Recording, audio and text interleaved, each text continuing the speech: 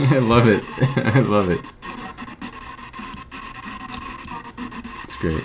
Alright, so I'll sit here and wait.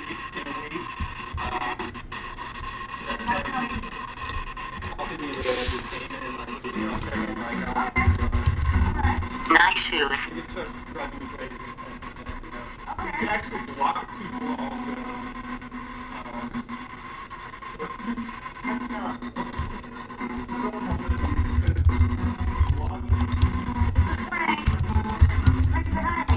Yeah, block any bad users. Who is this? Fingers, they call me fingers. Hi, Frank. They call me fingers for short. Nice guitar. Hi, fingers.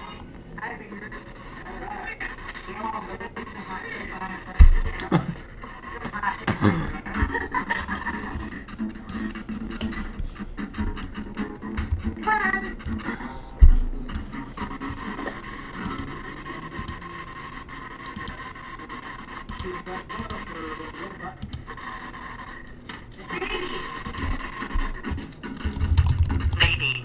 Sup, baby.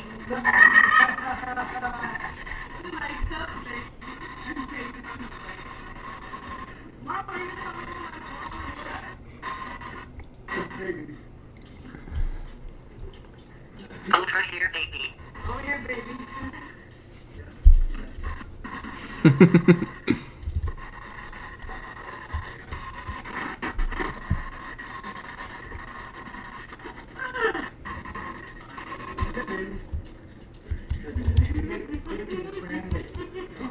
Let's play ball. Let's play ball. You can't be the girl boss. Like that. Oh man. Oh, is zombie zip on? Yeah. What is it looking at? Oh, there I am.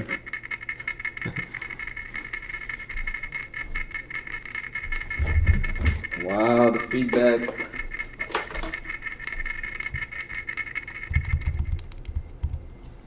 Wow, this is pretty good.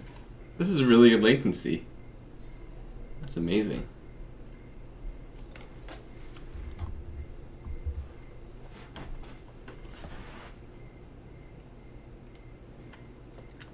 This is kind of meta. It's pretty cool, isn't it?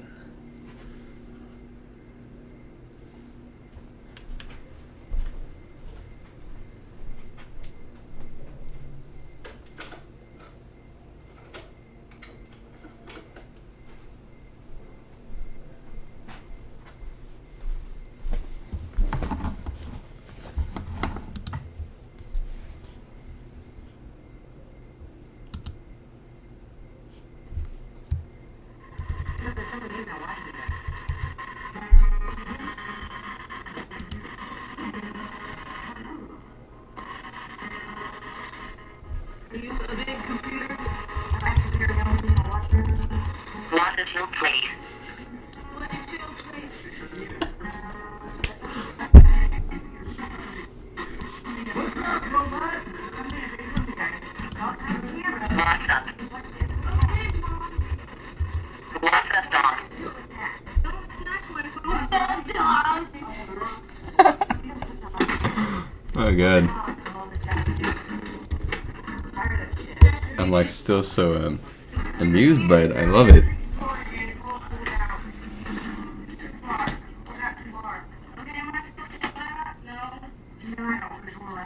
She likes her butt scratched. She likes her butt. Play skinny love. Like skinny love. Baby, on the guitar. Oh, right. It's not a good place to play guitar. Nice.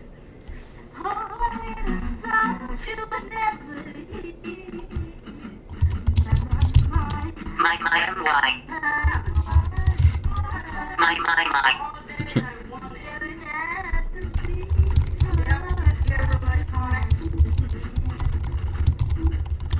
Staring at the sink of blood and crushed veneer.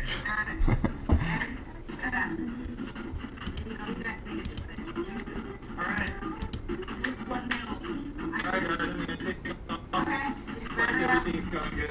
I got it all. Bye, Rick. Bye, Rick. Yeah. Alright. I should get Bye, upset. forever.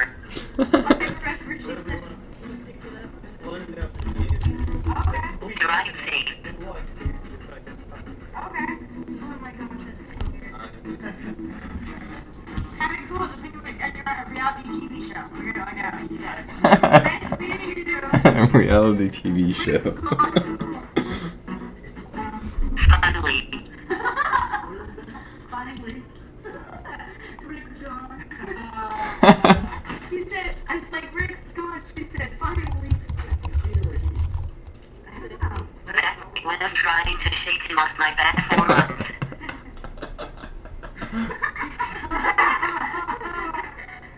That's good. That's good, Nighthawk. That's pretty funny.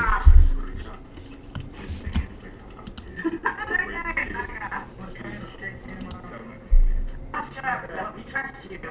That's why you don't murder me. I said you were dead. Are you a cop? Are you with the sheriff's department? Are you a cop? I'm not a cop. Not a cop. are you a CI? CEI? What? Are you a CI? Phil does not trust Just, CI? yes, the CI. What's a CI? A CI is a person that tells the police everything. Nah. Cool. Alright, then what is your deal here? Tell the truth. What's my deal? Yeah, what's your private... Rick brought me here.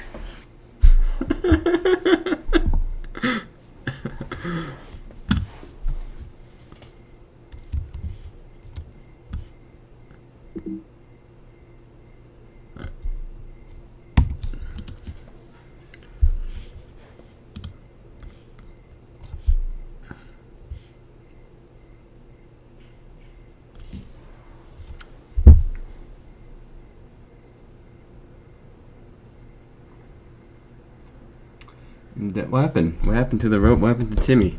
Did he just break?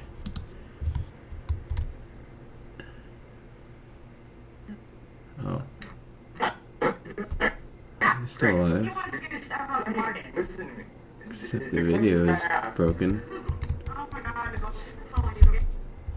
What happened to the video all of a sudden? Better not fucking fuck me over, motherfucker. XD.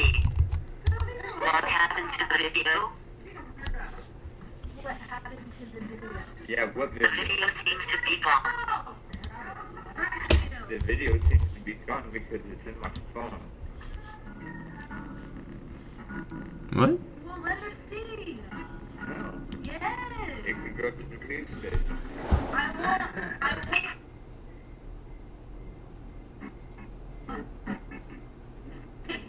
What?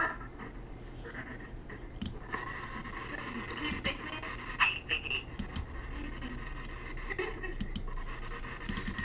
She's scared of me. Hey, baby, the icy just coming. Hey, baby, don't choke on your words. Don't care anymore. I don't care. Yes?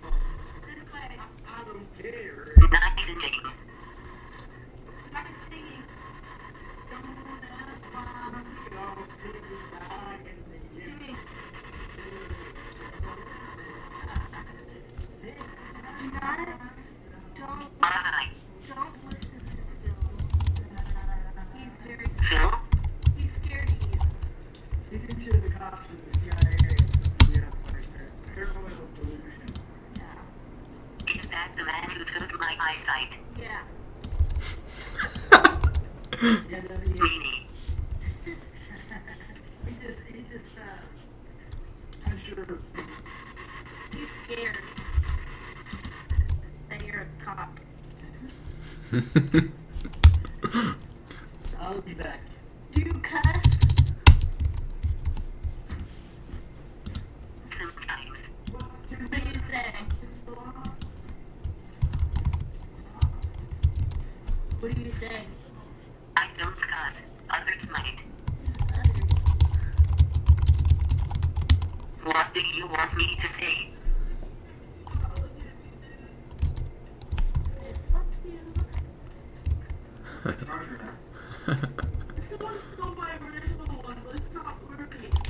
I know, where's the charger? Not on. They're arguing over a charge. You want me to take you upstairs? Okay. You want me to take you upstairs? Yes. Okay. Yes, I'm gonna pick you up, okay? Okay. Okay. I'm sorry. Ow. Ow. Ow. Ouch. This is my room. Right here. It's messy.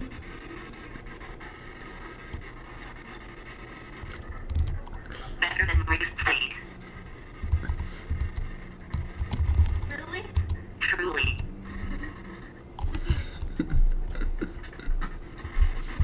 My makeup.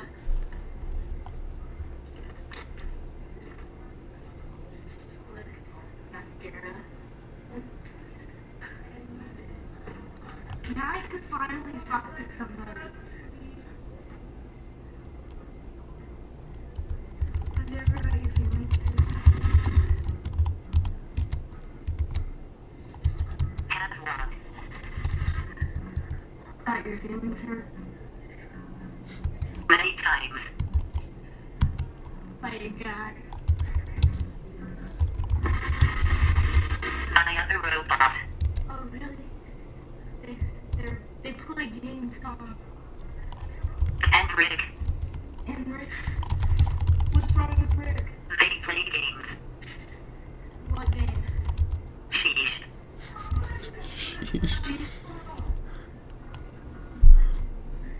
Can you see me? I can see your neck. Hi. Am I ugly? Oh god. No. What color is my hair? I'm the ugly one. Blunt. What color is my Alright, Nighthawk, you handle that. I'm gonna turn it off for a second so I can concentrate. Oh, you're close. They're blue. They are pixelated. Blue. Yeah.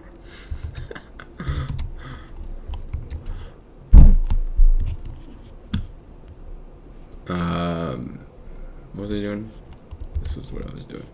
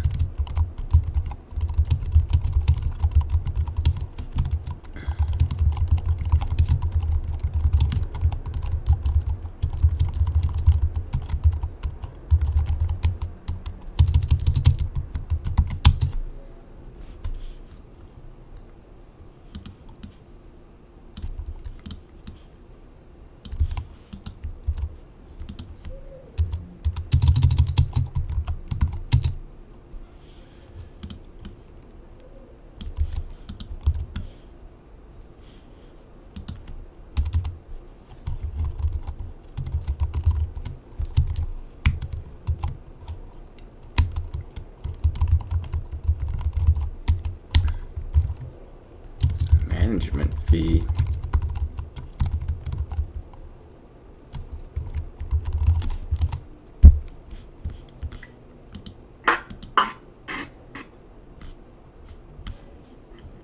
Wow, that's a pretty wide view. I thought I wouldn't be able to see me.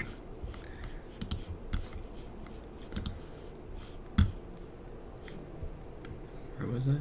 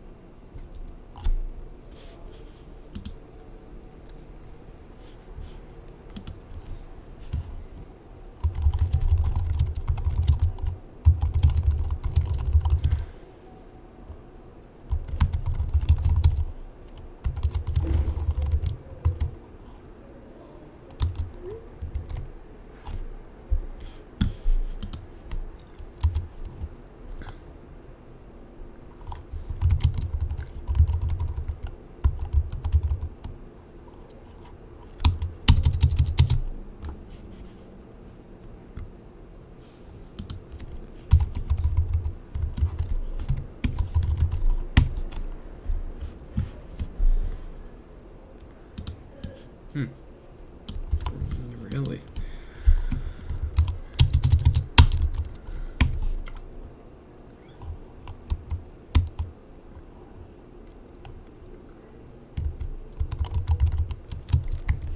I mean, that robot can act really vile sometimes. That girl's in for a surprise. They know it's the internet controlling the robot. I mean, everybody's used to the internet at this point, right?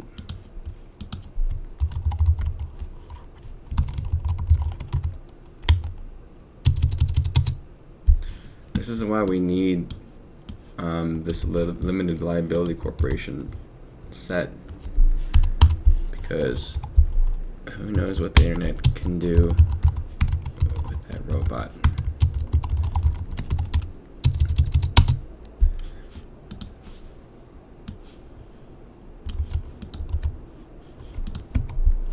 Alright, now I'm not even like reading it, I'm just assuming these are fine. I'll read them later.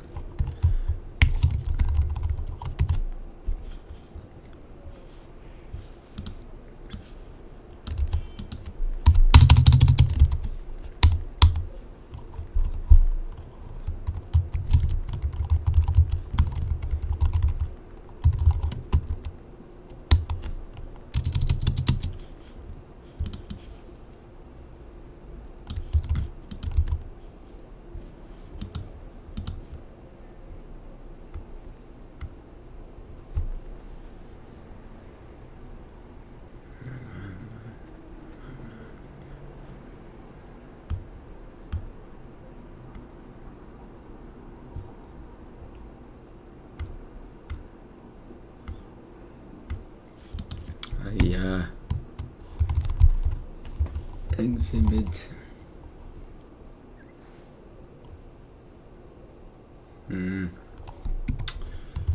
Yeah.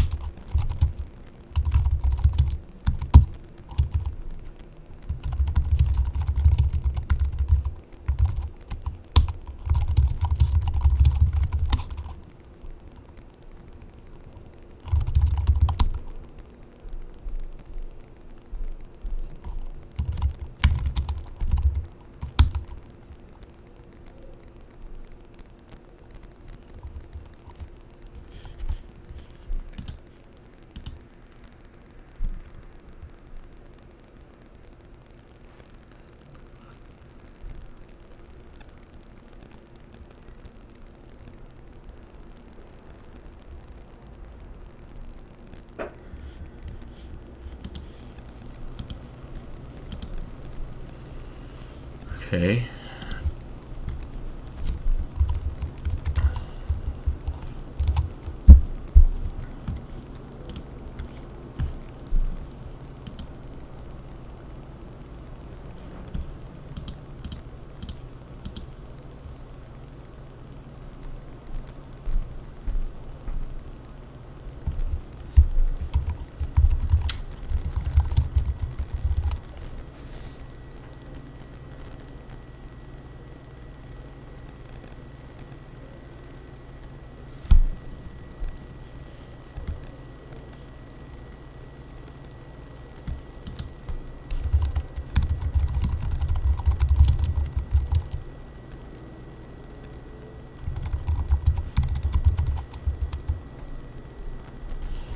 I wonder if I can do this. That would be awesome. There's no way I can do that. Can I?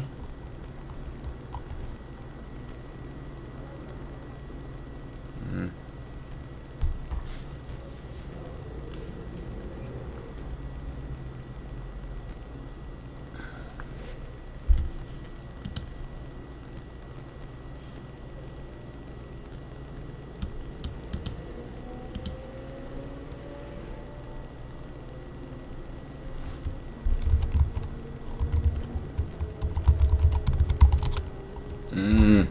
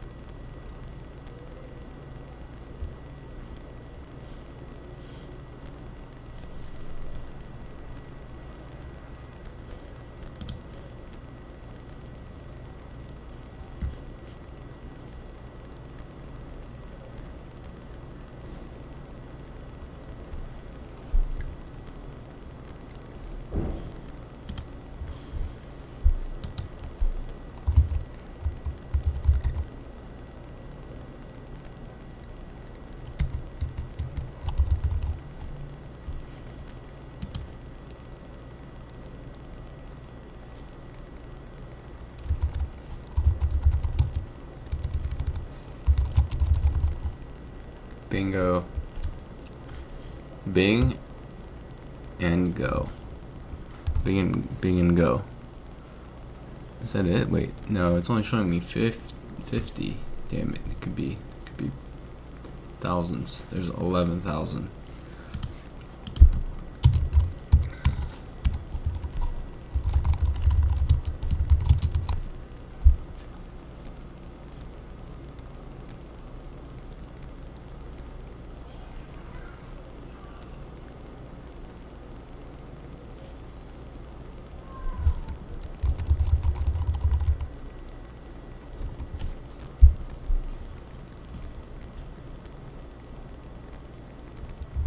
Where the hell is robots in any of this? The hell?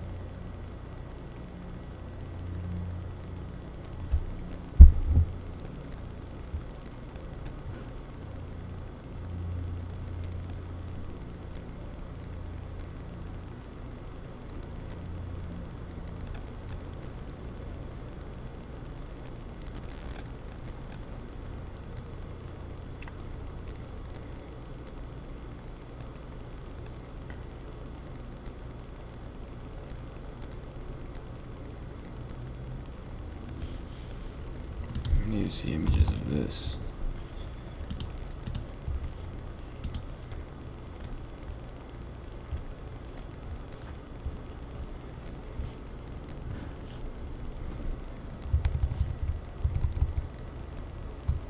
Wow, look at this website.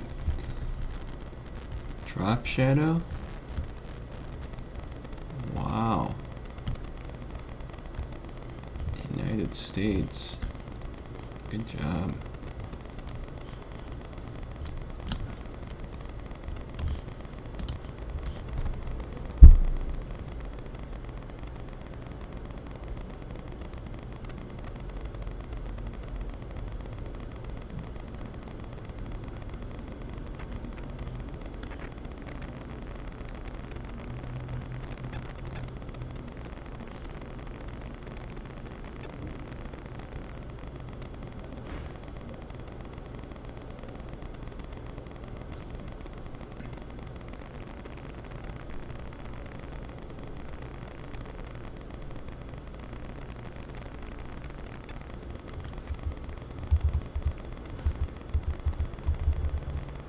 Jeez, it's hard to make this thing bigger.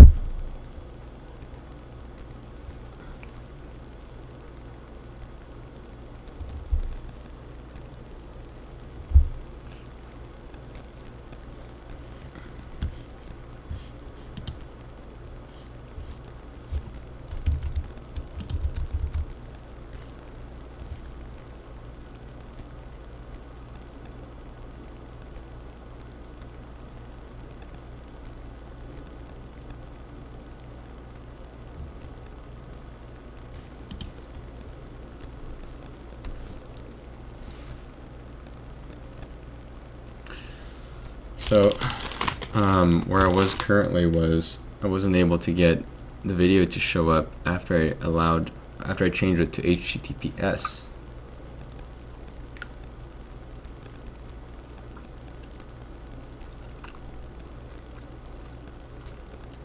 I'm thinking, what if I allow both HTTPS and HTTP?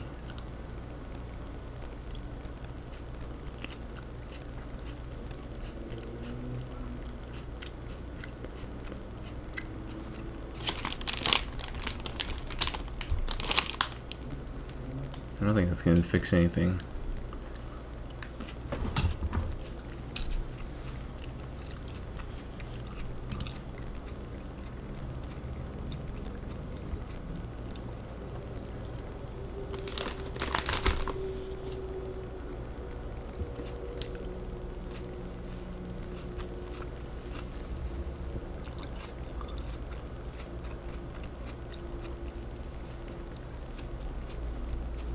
But anyway, let's assume that the video works. Well, I guess I can't, because I need to change it to HTTPS so I can test this PayPal callback thing, and I don't want the video to go down, so we do need to figure that out.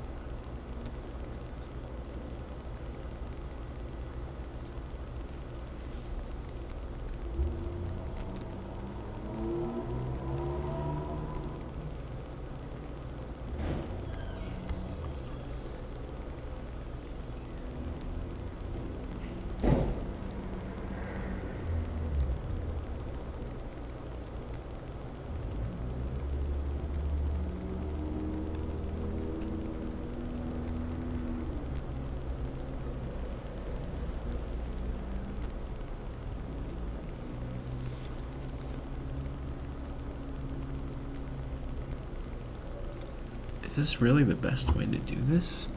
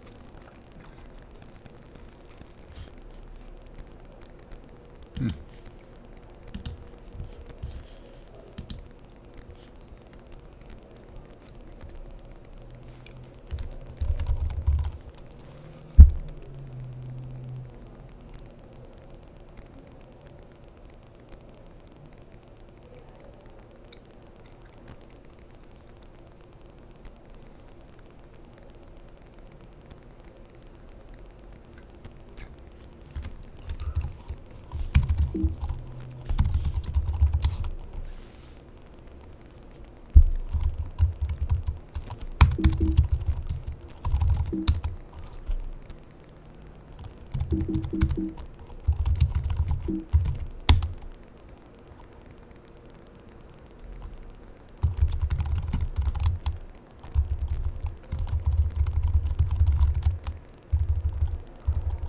boy, what was it called again? The server.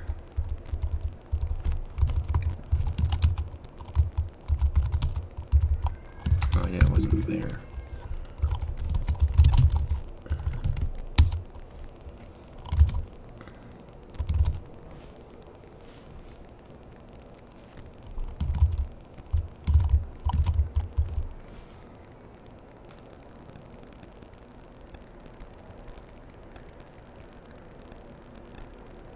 Hmm.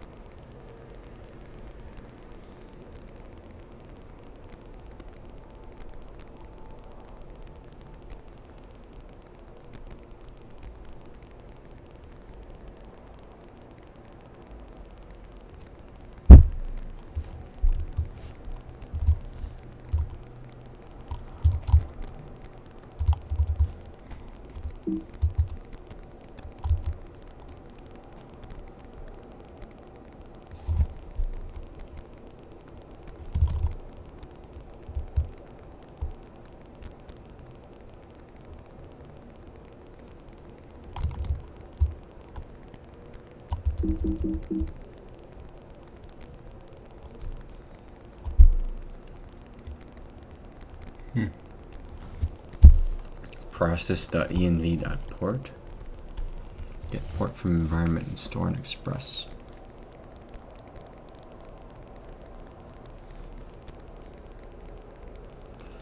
From environment and store and express.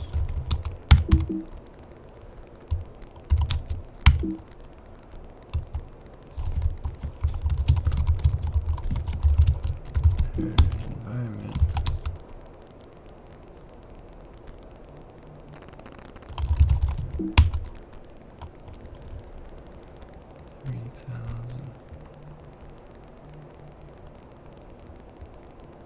Oh boy.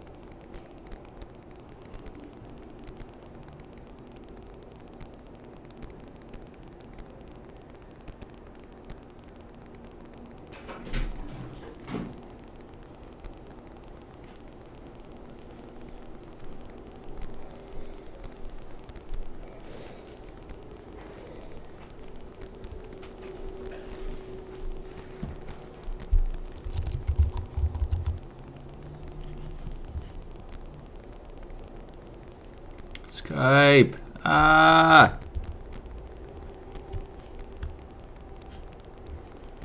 Oh, did you?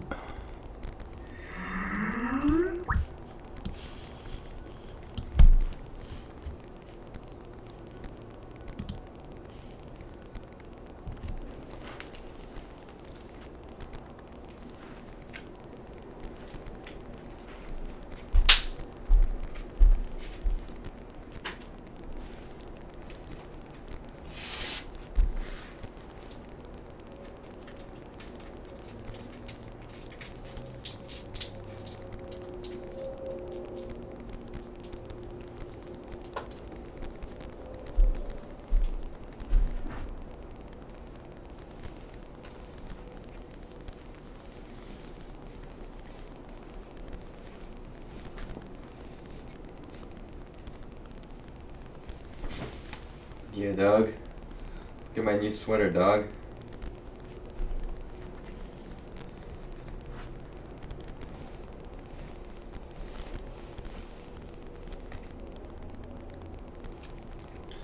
Hell yeah, dog.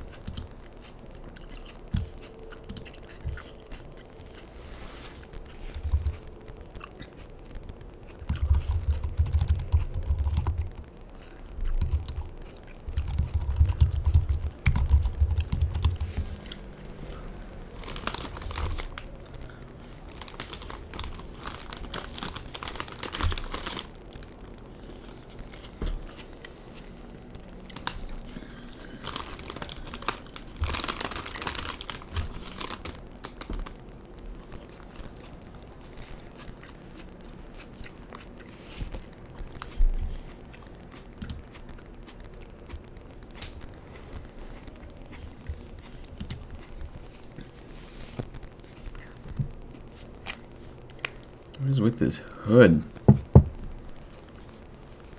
It's like so tight.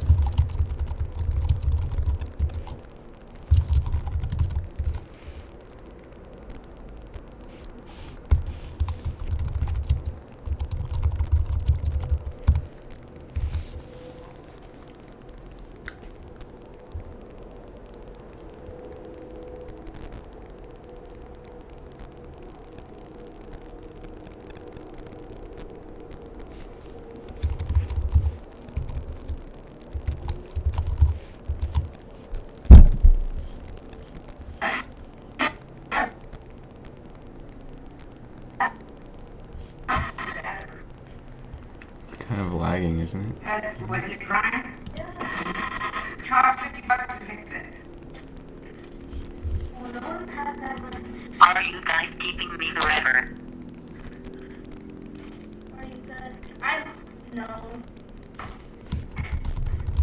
Oh, I,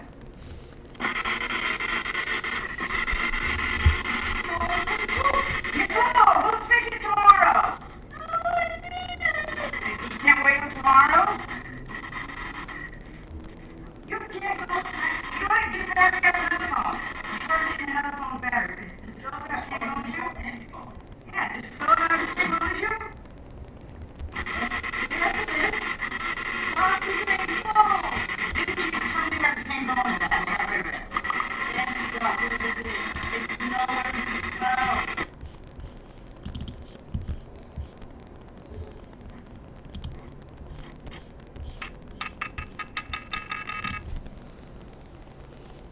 Hey Theo. What's up?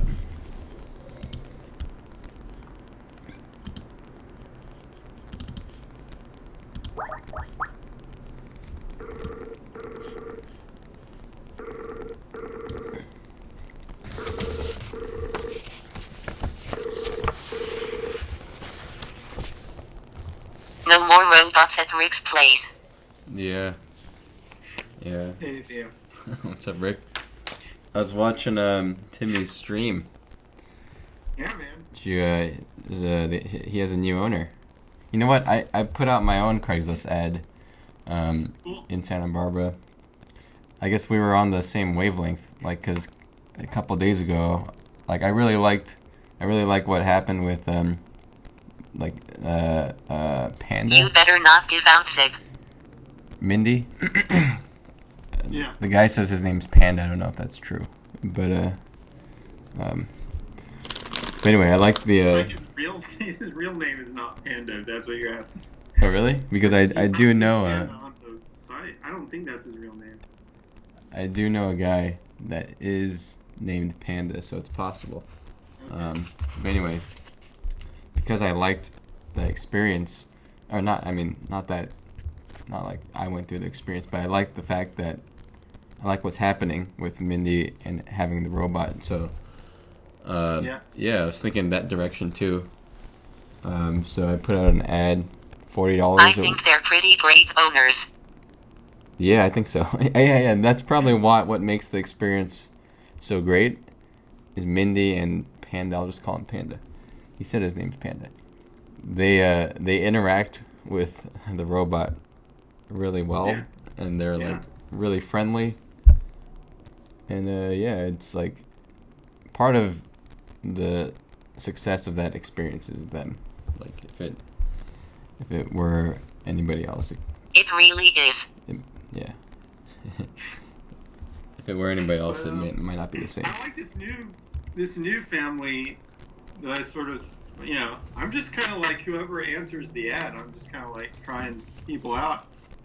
This one's interesting because it has a lot of people in the house, and it's kind of like, I mean, honestly, this is like a reality TV show setup. This is like, there's like a woman, like an ex-husband or something, a bunch of kids, just like extra people, just like living in there. I don't think Phil likes Timmy.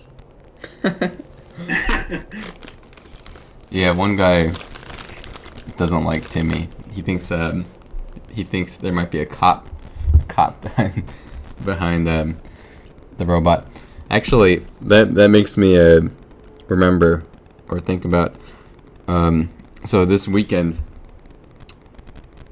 or actually today and yesterday, I printed out the forms for creating an LLC. And I was thinking maybe, I mean, we should do the simplest and easiest thing possible ASAP, because we're exposing all of our personal liabilities, personal assets. All of our personal assets are liable. Like, we can personally lose money if somebody were to sue. And considering that this robot, it has some aspects that may make it, a little more dangerous than any other product. I guess I may be being paranoid, but just to cover all of our bases, we should form something ASAP before we start giving too many of them out on a massive scale. So LLC would be the easiest and quickest. Yeah, okay. I mean, we could later Can I change. take care of it? What was that? Yeah, I'll take care of it. But we need to agree on a couple things. One, what is it called? Are there spaces between the name RunMyRobot? So no. No spaces. I did no spaces. capital R, capital M, capital R robot. No spaces. It has to have the letters LLC in it, so it's RunMyRobot LLC. And we need to agree on the primary location for business. I don't know what you call that. The Delaware. The home of the. No, I mean like. Let me find the correct terminology. But I mean like I'm thinking like, it's either your address or my address. Okay.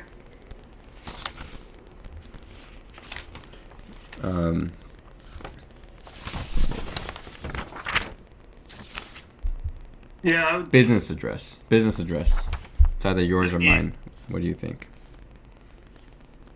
I guess make it mine. I don't know if it matters that much what that address is. It's just where all the forms will be mailed to. But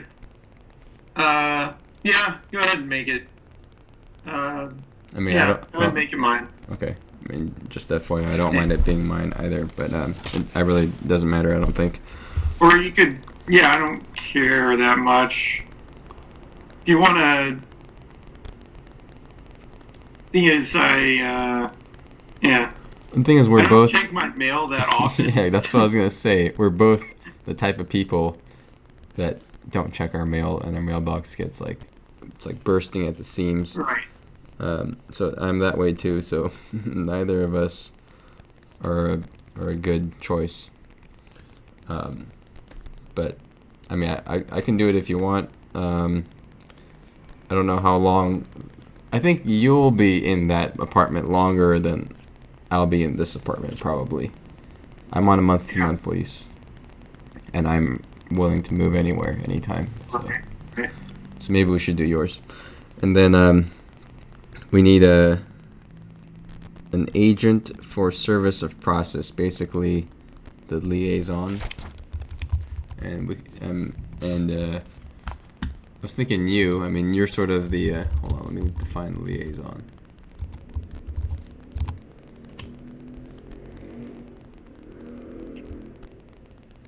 What? Communication with a corporation that facilitates a close working relationship. Okay, whatever. Facilitates a close. Anyway, do you want to be the manager, the agent for service of process, basically the representative of the company? I'm thinking it should be you since like you are the true founder. But if you Yeah, I don't even know what it is, but yeah, sure, I'll be the agent. the agent for service of process, it's just the person that will, I guess, be the one to go to if something comes up. Probably the representative. I don't know. I mean, How many different titles are there? I'm trying to get perspective here. that's it. We just need a business. We just need an address and a person to represent the company. Yeah, just put me down for that. Yeah. All right. Do you want to Slack me your address again? I lost it in my notes. Okay. Slacking.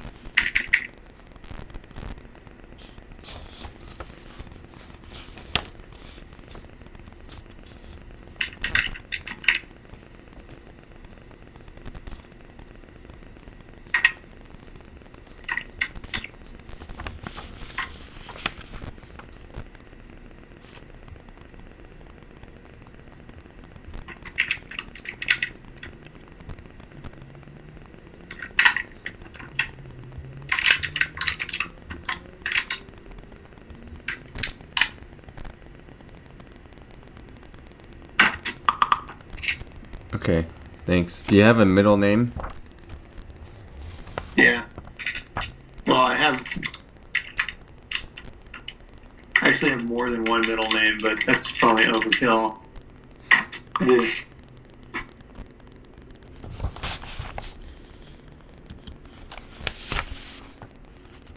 All right. Cool. So I'll submit that.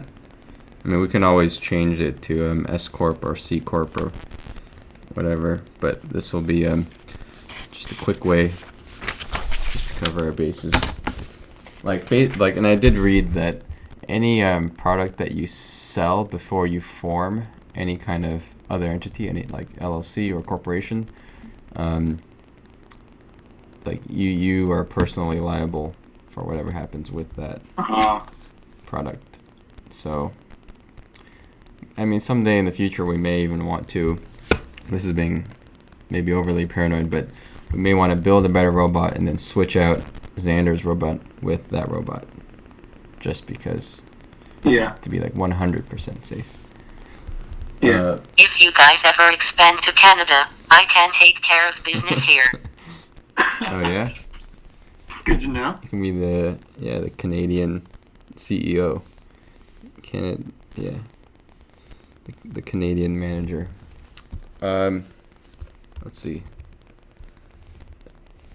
All right, so I was writing. You know what? I also wrote the operating agreement because I read somewhere online that that's required along with the articles of organization for the LLC. I mean, it's pretty, it can be verbal too, but I wrote one anyway. I mean, these things, I don't think they're particularly important, but it's required by law. So I just took a sample one and just basically used just the sample. I think it's fine. I mean, it's all generic stuff. I did add a clause in there about the apocalypse, though. What? If the apocalypse happens, we have to dissolve our company. What? I don't know if you're serious or not. I'm actually Would serious. the apocalypse dissolve the company automatically? He actually wrote that. I actually wrote that. Yeah, I mean, it could. There are, you can still live post-apocalyptically. There'll be tribes of people scattered around the world, and if our the worst case scenario is even post-apocalyptically, our robots. What if the company is helping people worldwide? Yeah, I mean that's true. What if a post-apocalypse, our robots are actually helping people survive? Yeah, they might be the only remaining. Oh man, what if they're the only remaining beings? Oh man, that's not possible because humans have to control them. But what if our company evolved so much that we didn't even need human controllers? They just ran on artificial intelligence, and because I left that clause in there, the only surviving beings of this apocalypse have to turn themselves off. If every robot has to shut down because of this joke clause that I put in. That sounds like a good premise for a movie. Yeah, I can see a movie with that. Another thing. So I remember when you were talking about. You were talking with that patent lawyer on. I forgot, some service, some website. I don't remember, but whatever happened with that again? It's very difficult to patent a telepresence robot. Not even Beam has the real. They patented something else on their system, but not actually the telepresence robot part. So what we could do is file a provisional patent just for and that would just be to say, hey, we're patent pending. I've seen other companies do this. There's a guy who's selling nutrients to people that protect against skin cancer, and he's like, we're patent pending. Okay. And I think it just makes it sound, and it sounds good. I mean, I think it's sounding legit is worth something. Wait, I mean, it can't be impossible to patent something, something there. What about internet controlled robot, not telepresence robot, but the fact that it's internet controlled? Can we patent that? Maybe. All I'm saying is it's difficult to patent, but it might be possible with the right. So, for example, Beam, we looked up Beam to see what patents they have, and all I know, I didn't do an exhaustive search, but we only found one. It's just like repeated a bunch of times in different countries and stuff. And all it is like the idea of switching to a different network if one has has a bad signal, and having like two physical cards or something, or two receivers, so like one can pick up a signal when the other one's down. And I was like, well, geez, like their patent is like really obvious. It like doesn't pass the obviousness clause. It doesn't really pass the clause. I mean, it's supposed to be something that's non-obvious that somebody skilled in the art wouldn't just immediately do without the patent. That's kind of how the legal stuff works. And I was like, well, theirs is pretty obvious, right? One signal gets low, you pick a different one. And the guy was like, yeah, I mean, this is a guy that does a lot of stuff with patents. He's like, yeah, theirs actually is pretty obvious, but they probably paid a lot of money to some really good lawyers to figure out how to get that through. Yeah, I mean, Apple patented their pinch to zoom, and also something about the corners, like having rounded corners. So I mean, those things you can rounded corners on what, on the phone or on the buttons or on everything? I don't remember. Like on virtual buttons or on real? Let me see if I can look that up.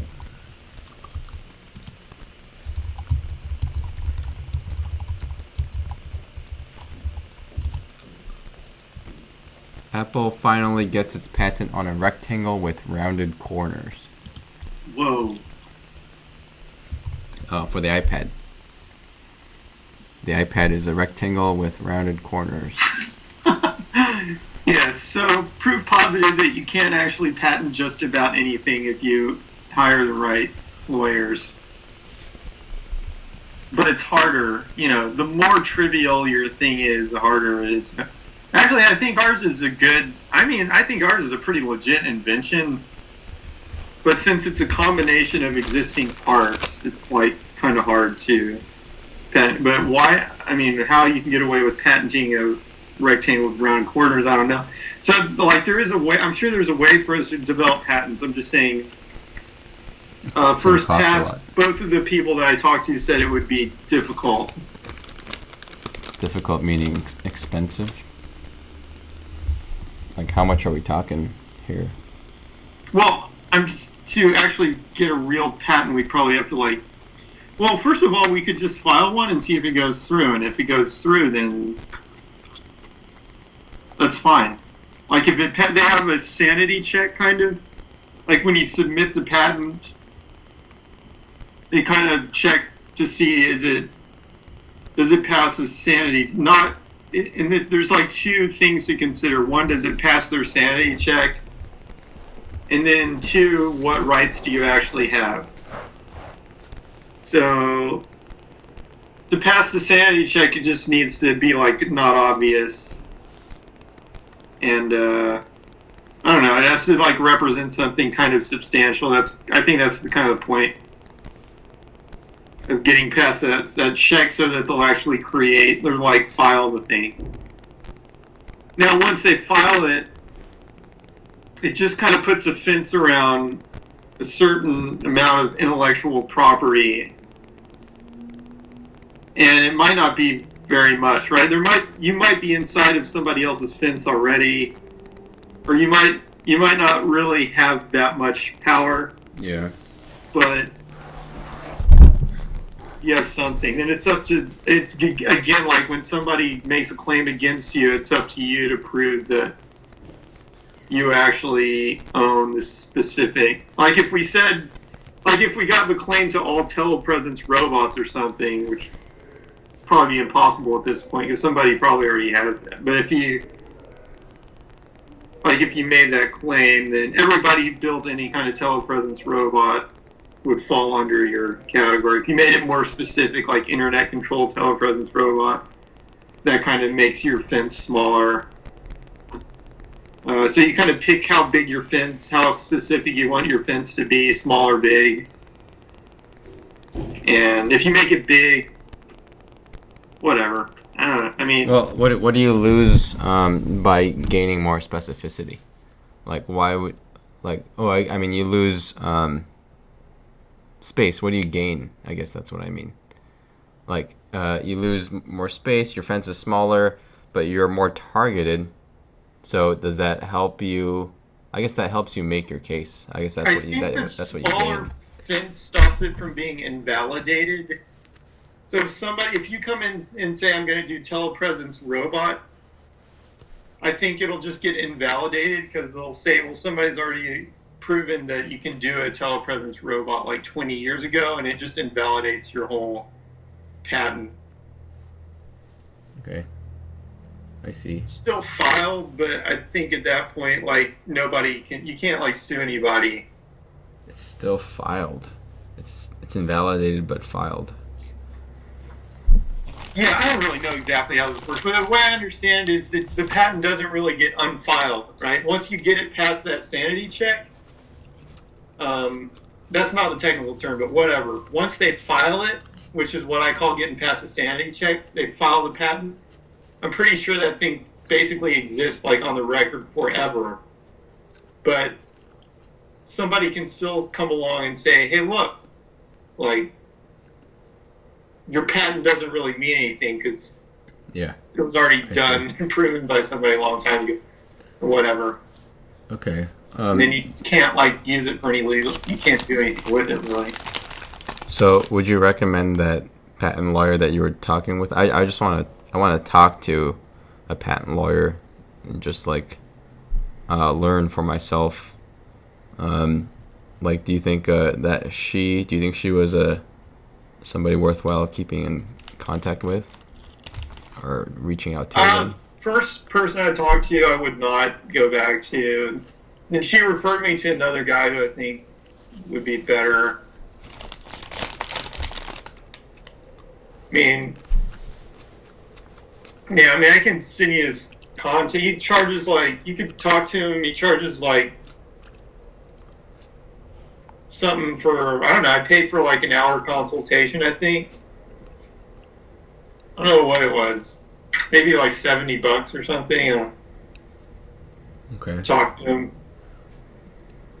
Okay, well, could you at some point link me or give me his contact details? I'll try to talk. Did you talk to him face to face, or did you? No, just over the phone. Okay. Okay. Yeah, who knows if it's got to be worthwhile to some extent to get a patent for something. Yeah, I think we can start. What he suggested at the end of the day is file a provisional patent, and you can kind of grow into it, meaning that you can like come up with more stuff later and add to it or whatever. Okay. Let me see. I can look up the guy right now.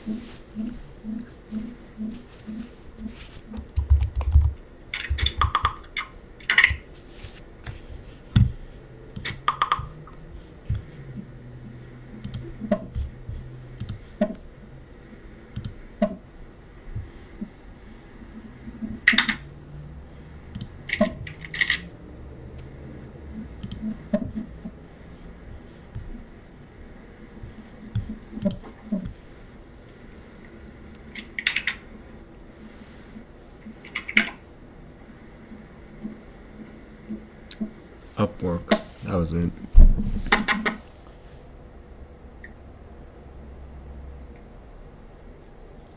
No, it says he co-founded his own patent agency. This guy was smart because I mean I noticed he could like understand that. Because when I told him like, hey, this other patent's obvious too, he could understand that and actually explain how they managed to get that through. I feel like a lot of patents are obvious. It's kind of all black art. It's like there aren't many inventions that are not pretty obvious when they're invented. I mean, everything kind of goes in steps, in small steps forward. Yeah. That's a good point. Yeah. Yeah.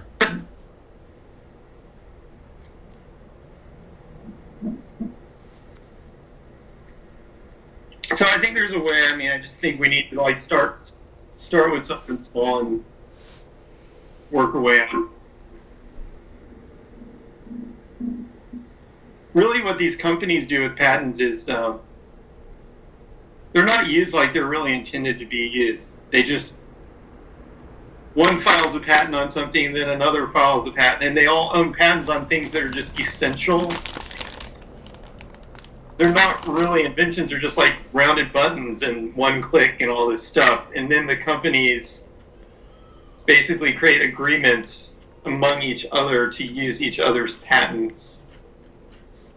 And it ends up it ends up just kind of like all averaging out among those big companies. Yeah. Other than the patent lawyers getting paid to play with the stuff. From what I've heard, it's like really easy to like circumvent patents. Like we could, if we were to file a patent for our robot, and we in our diagram or whatever explanation of the robot, we say like, oh, it uses WebSockets to connect to the canvas or whatever. Somebody could just use a different protocol or something slightly different. Right. To get around the patent. Right, so you're answering the question, why do you want to make it broad rather than narrow? I mean, it's like you want it, oh yeah, you were saying why would you ever want it narrow? But that's so that it doesn't, remains like valid, yeah. That's the whole trick of making a patent is you want it like narrow enough that it actually like identifies a valid territory that you can safely claim. But as broad as possible. I mean, you don't want it too narrow, whatever, you know what I'm saying? You don't want it so narrow that somebody can work around it. Yeah. But you don't want it so broad that it's stepping on a bunch of other things. That's kind of one of the big tricks of writing claims of the patent. Yeah. I mean, I think you want it as narrow as possible, so it makes your case easier to argue. Like when somebody does do something similar, you can like be more specific about it, and it'll probably make your case stronger. Like, hey, this guy's using WebSockets. He could have used anything else, but he's using WebSockets just like we did. And also, you want to keep it broad enough that you can capture like other people's like potential derivative work. You want to make it as broad as possible so you can capture, the most amount of possibilities possible. Anyway, so what I've been working on is the payment system thing, but then that sort of got derailed into getting HTTPS so that we have HTTPS.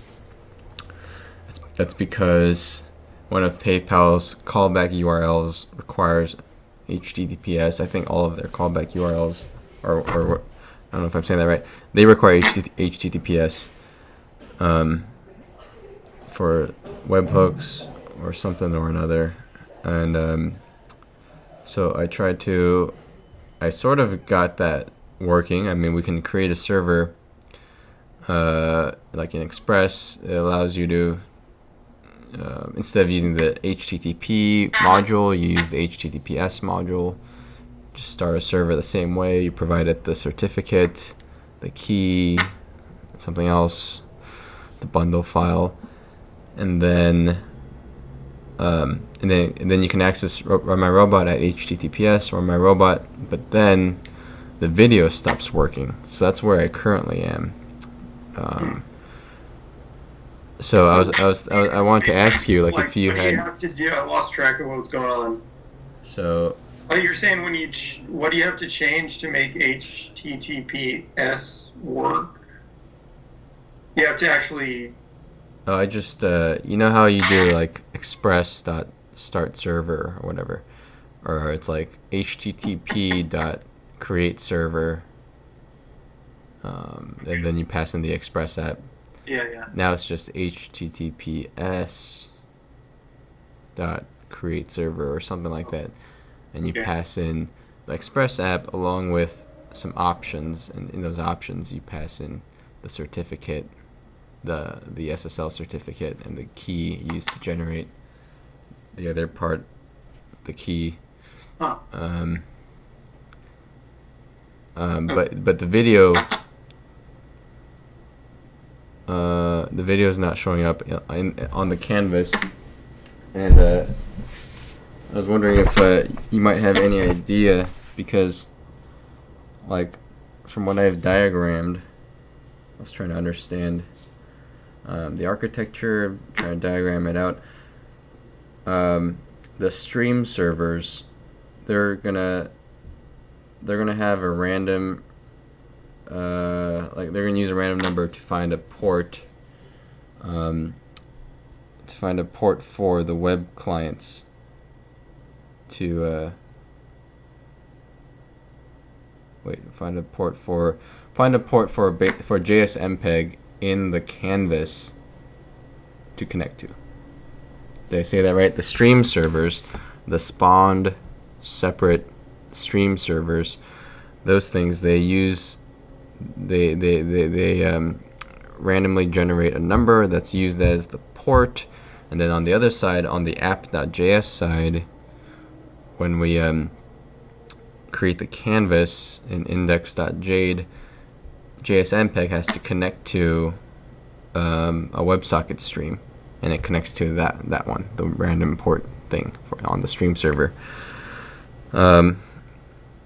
So the stream server is an HTTP server, but that shouldn't matter, I don't think. It's sending, it's allowing connections on the WebSocket client port. And then app.js, JSMPEG, it makes a WS WebSocket, like WS:// WebSocket port. It connects to that stream server, and I don't know, at least I couldn't think off the top of my head anything obvious that is preventing it from working. Yeah. No, I don't know. I mean,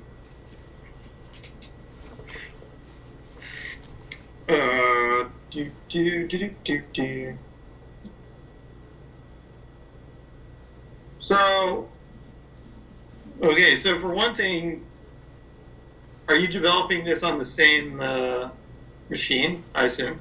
Yeah. Yeah. Is the site's running on now? Yeah. Yep.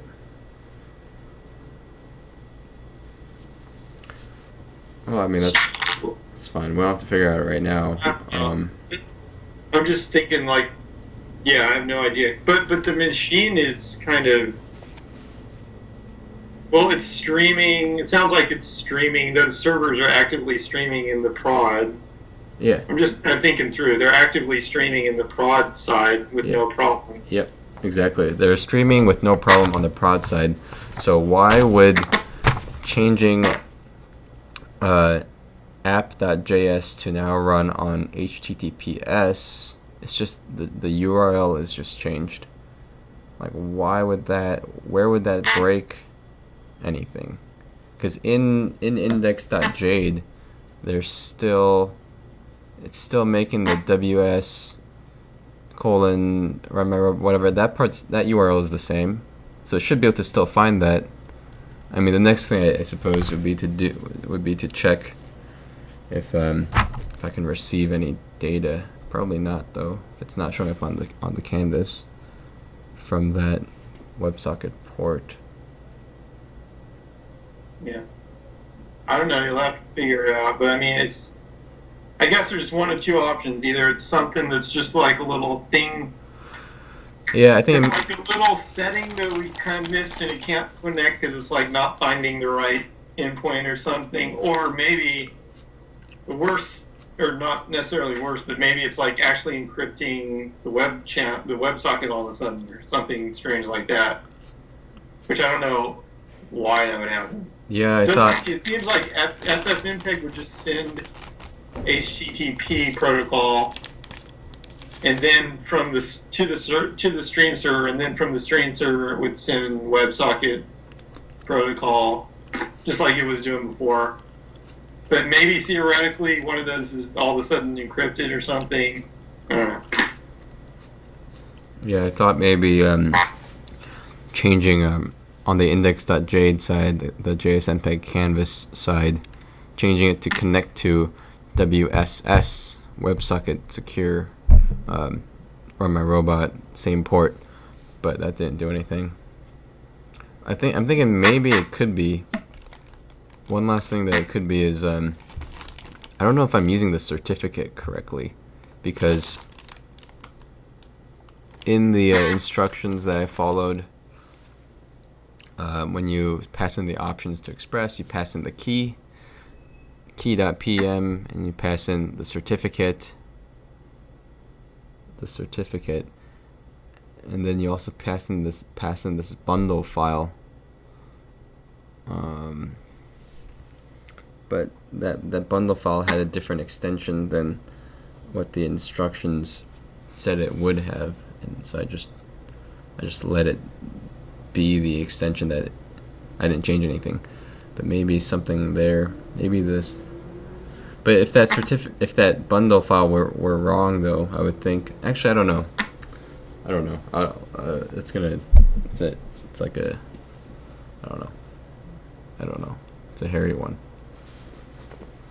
Yeah. But I think you can. I mean, I think you could at least isolate it first, maybe, to okay, so there's one stream of information that's going from the robot to this stream server, and then another stream from the stream server to the web client. And maybe we can kind of check one at a time to make sure. I don't think I've ever needed to do that before, but there should be some way to like break the problem down. That might not even be the best way to break it down, but there should be some way to like figure out, okay, this much works. Yeah. Okay, this much works. I mean, yeah. I mean, always. Like, you know what? That's actually an interesting point. Like, problem solving should always be you should be able to find a solution in logarithmic time, because you can always you can do log of 2, log base 2, and because you can always from wherever you are and from wherever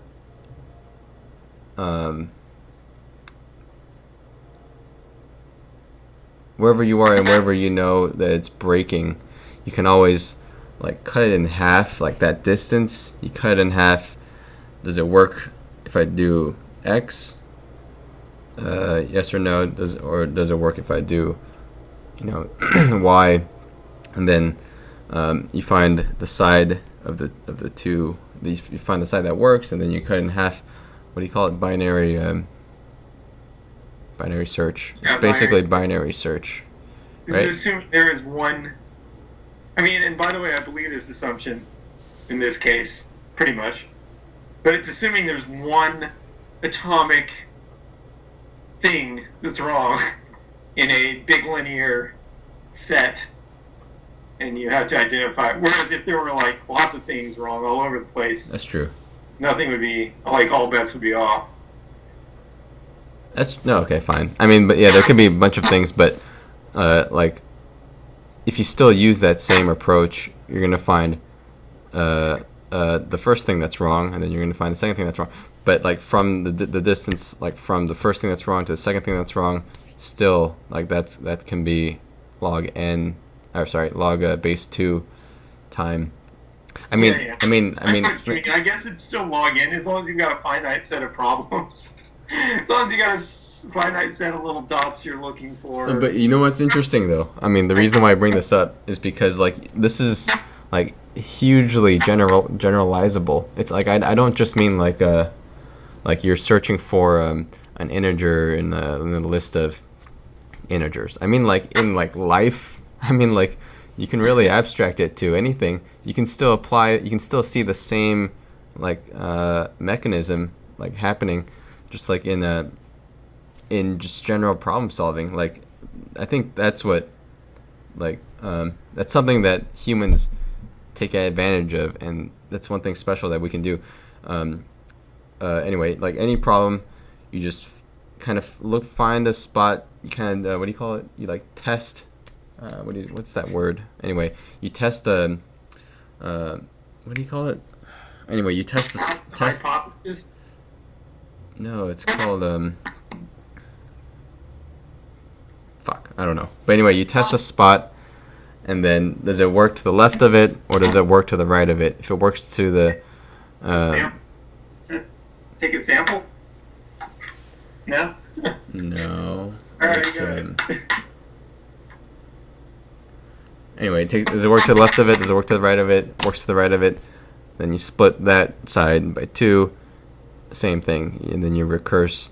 I mean, I don't have to explain binary search, but it's interesting. Like even in like so when you're a programmer, and you have a problem, like this is the perfect problem. Like I have this problem, these WebSockets. I'm not getting these WebSocket this data to my canvas. So that's like the end of the problem. That's like one pole of the problem in my current state. Well, no. That's one state. That's one pole of the problem, and then the other pole is like the successful state. Like I do get the WebSocket data to my canvas, and then like sort of just like test by God damn it, what is that word? I throw something into that middle area, and I just test whether that works. If that works, like great. Like then I dissect it further and kind of recurse and do the same thing.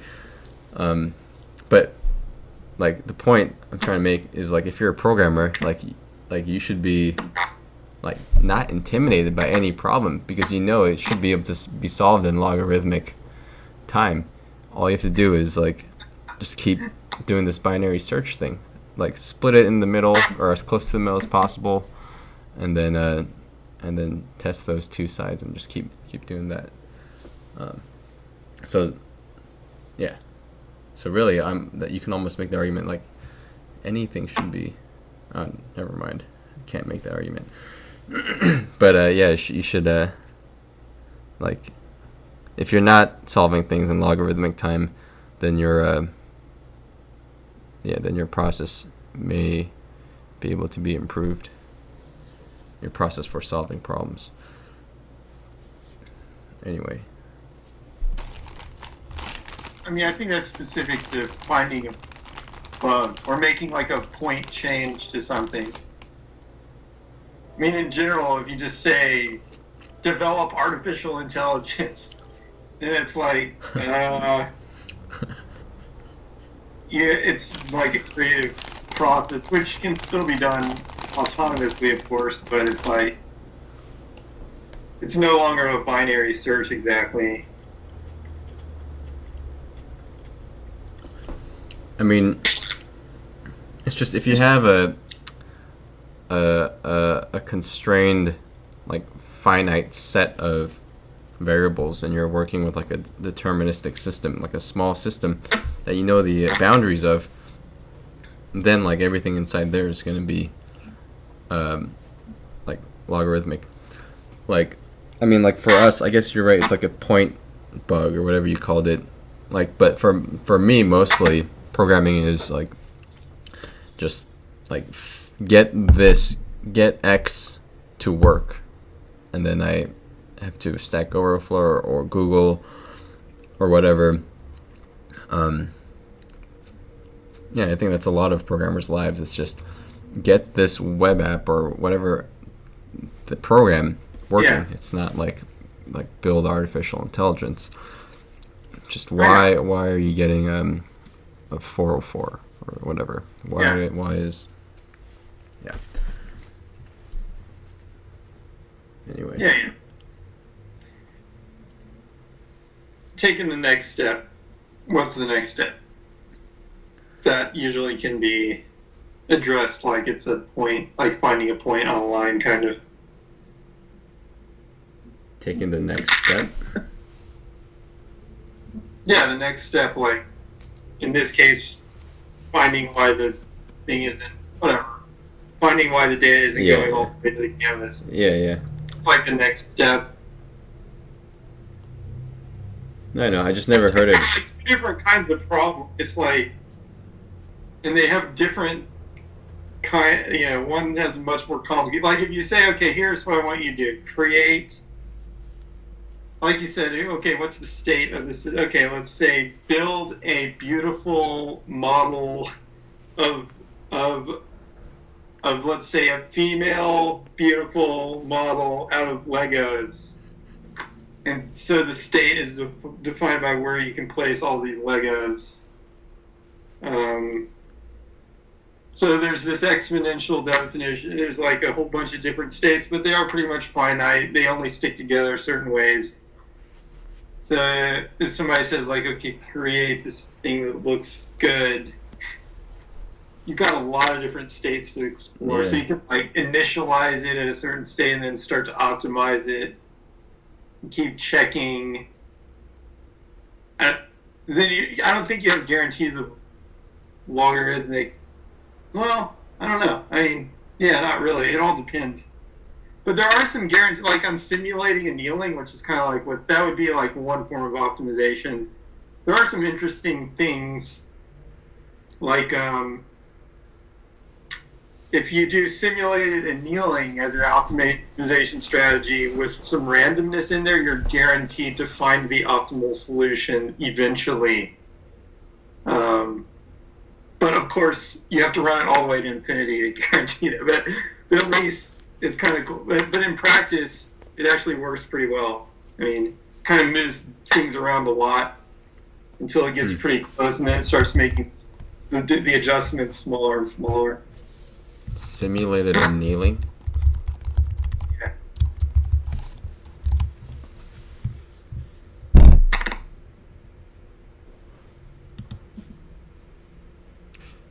Yeah, I mean, like, what's a very human example of a problem? Like, where did I put my keys? Where did I put my keys? And then you just think, that one's definitely logarithmic. yeah, right. Wait, let me try to work through this. It's like, so I don't have my keys. Well, if you I can lost them. perceive, actually, it might not be logarithmic. It depends on how you perceive the world. No, okay, but here, this example, I'll constrain it a little bit more. I saw the keys in my house somewhere in the last hour, that's for sure. But now I don't have my keys. Where are they? I mean, the boundary, one of the boundaries is like, it's in the house. So it's constrained in that way. And then you can just like to start dividing the house up by two. I'll search this. Wait, that's not a logarithm. Hold on. No, it's not, because you're going to have to search the Yeah, I know. You'd have to search the...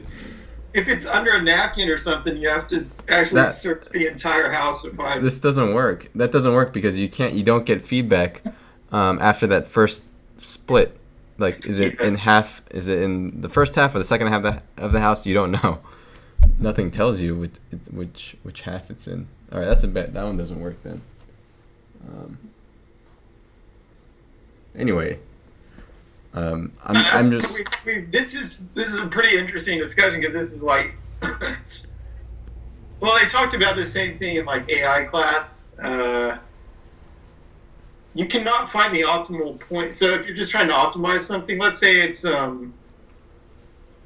like one example of an optimization is just find, you have a landscape. It's two-dimensional kind of, but it's like got hills and bumps and stuff, and you're trying to find the highest point on the landscape. But you can't like see or anything. All you can do is take samples of arbitrary locations. It's like, okay, x equals 5, y equals 2. What's the height there? 10 or something like that. All you can do is like get those samples. You can never get any big perspective or anything, and you're trying to find the highest point. So you can never find the highest point because, I mean, assuming this landscape is like big, infinite kind of, or if it's finite, you have to check every single point. Either way, in practice, you can't really find the highest one. Yeah. For a big landscape, because you have to literally check every single point to make sure you didn't miss that one outstanding point. But in reality, there's usually all kinds of things that like help you. Like usually the landscape doesn't just change discontinuously. There's like a hill, there's like a gradient or something to follow. Yeah. So you can kind of follow gradients around and find at least local maxima pretty quickly and do all kinds of things. So, I mean, with your location problem, if the landscape is just like one big inclined plane and you figure that out somehow, then, well, obviously then you could find the top really fast. But if it's like let's say it's all made of like inclined planes at 45-degree angles or something, then you can do all kinds of optimizations then to find stuff more quickly, but whatever. But if it's a totally random landscape, then... Did you have to deal with any of that when you were working on the Gorilla Bit Battle game? Because I know at some point you were trying to generate a landscape, weren't you? No, I didn't have to deal with any of that. I just generated some... But I wasn't trying to do anything with it. I just generated it randomly. I didn't have to like find anything in it. So, okay, what about this for a human problem that translates? What if there's a rotten banana somewhere in your house and you don't know where it is, but you know it exists? You could walk to one side of the room. Does it smell worse here? Or does it smell worse on the other side of the room? It smells worse on the other side of the room. Then you go to that room. That room. Does it smell worse on like this half of that room, or does it smell worse on that half of that room? Anyway, and then you find it. Yeah, definitely. But anyway, I mean that wasn't even my point. My point was more like when you're programming, not like as exact as not as like at the precise level of like finding integers in a list, but like at the little bit more generalized or higher level perspective of like trying to solve a problem like, hey, my WebSocket data is not getting to my canvas. Even that, like even including all the Stack Overflowing and all of that, which is not strictly coding, like, or like not strictly like doing something with an algorithm, like even that's logarithmic in time. Like you Stack Overflow a question that answers or that's somewhere in the middle of your distance to the success state, and then if it's answered yes or no, then you choose a side, choose a half. Anyway, I just never heard it verbalized that like in like the world of like code monkeys. Like I'm just a code monkey. Like I'm not a computer scientist. Like I never studied computer science. I'm not like in academia or like in some professor's lab studying algorithms. I'm just like trying to get something to work, get my WebSockets to my canvas, and I'm just a monkey. I just type on this keyboard based on what like the internet tells me. Like Stack Overflow says, oh, you should do this. I mean, like, who am I to say like no, I shouldn't? Like, okay, I'll do that. I just but in that world, and I know that there's a lot of people in this world, especially nowadays. So I think there's an audience for this. But even in that world, if you're a code monkey, you shouldn't be intimidated with most problems. Like if your process is good, you can really get close to that log base 2 time, and that's not that bad. That's actually very good. Like what better than log base 2? Yeah, you can put this in your book, Tio, and you chapter 5. Don't worry, it's all log based. That's a good chapter title. I will write a rebuttal to it in my book. Don't worry, it's all base 2. That's brilliant. That will be my chapter title. Don't worry, it's all log base 2. But anyway, that's what I've been working on. Is just to do the payment system, I want to use PayPal. To use PayPal, I need SSL, HTTPS.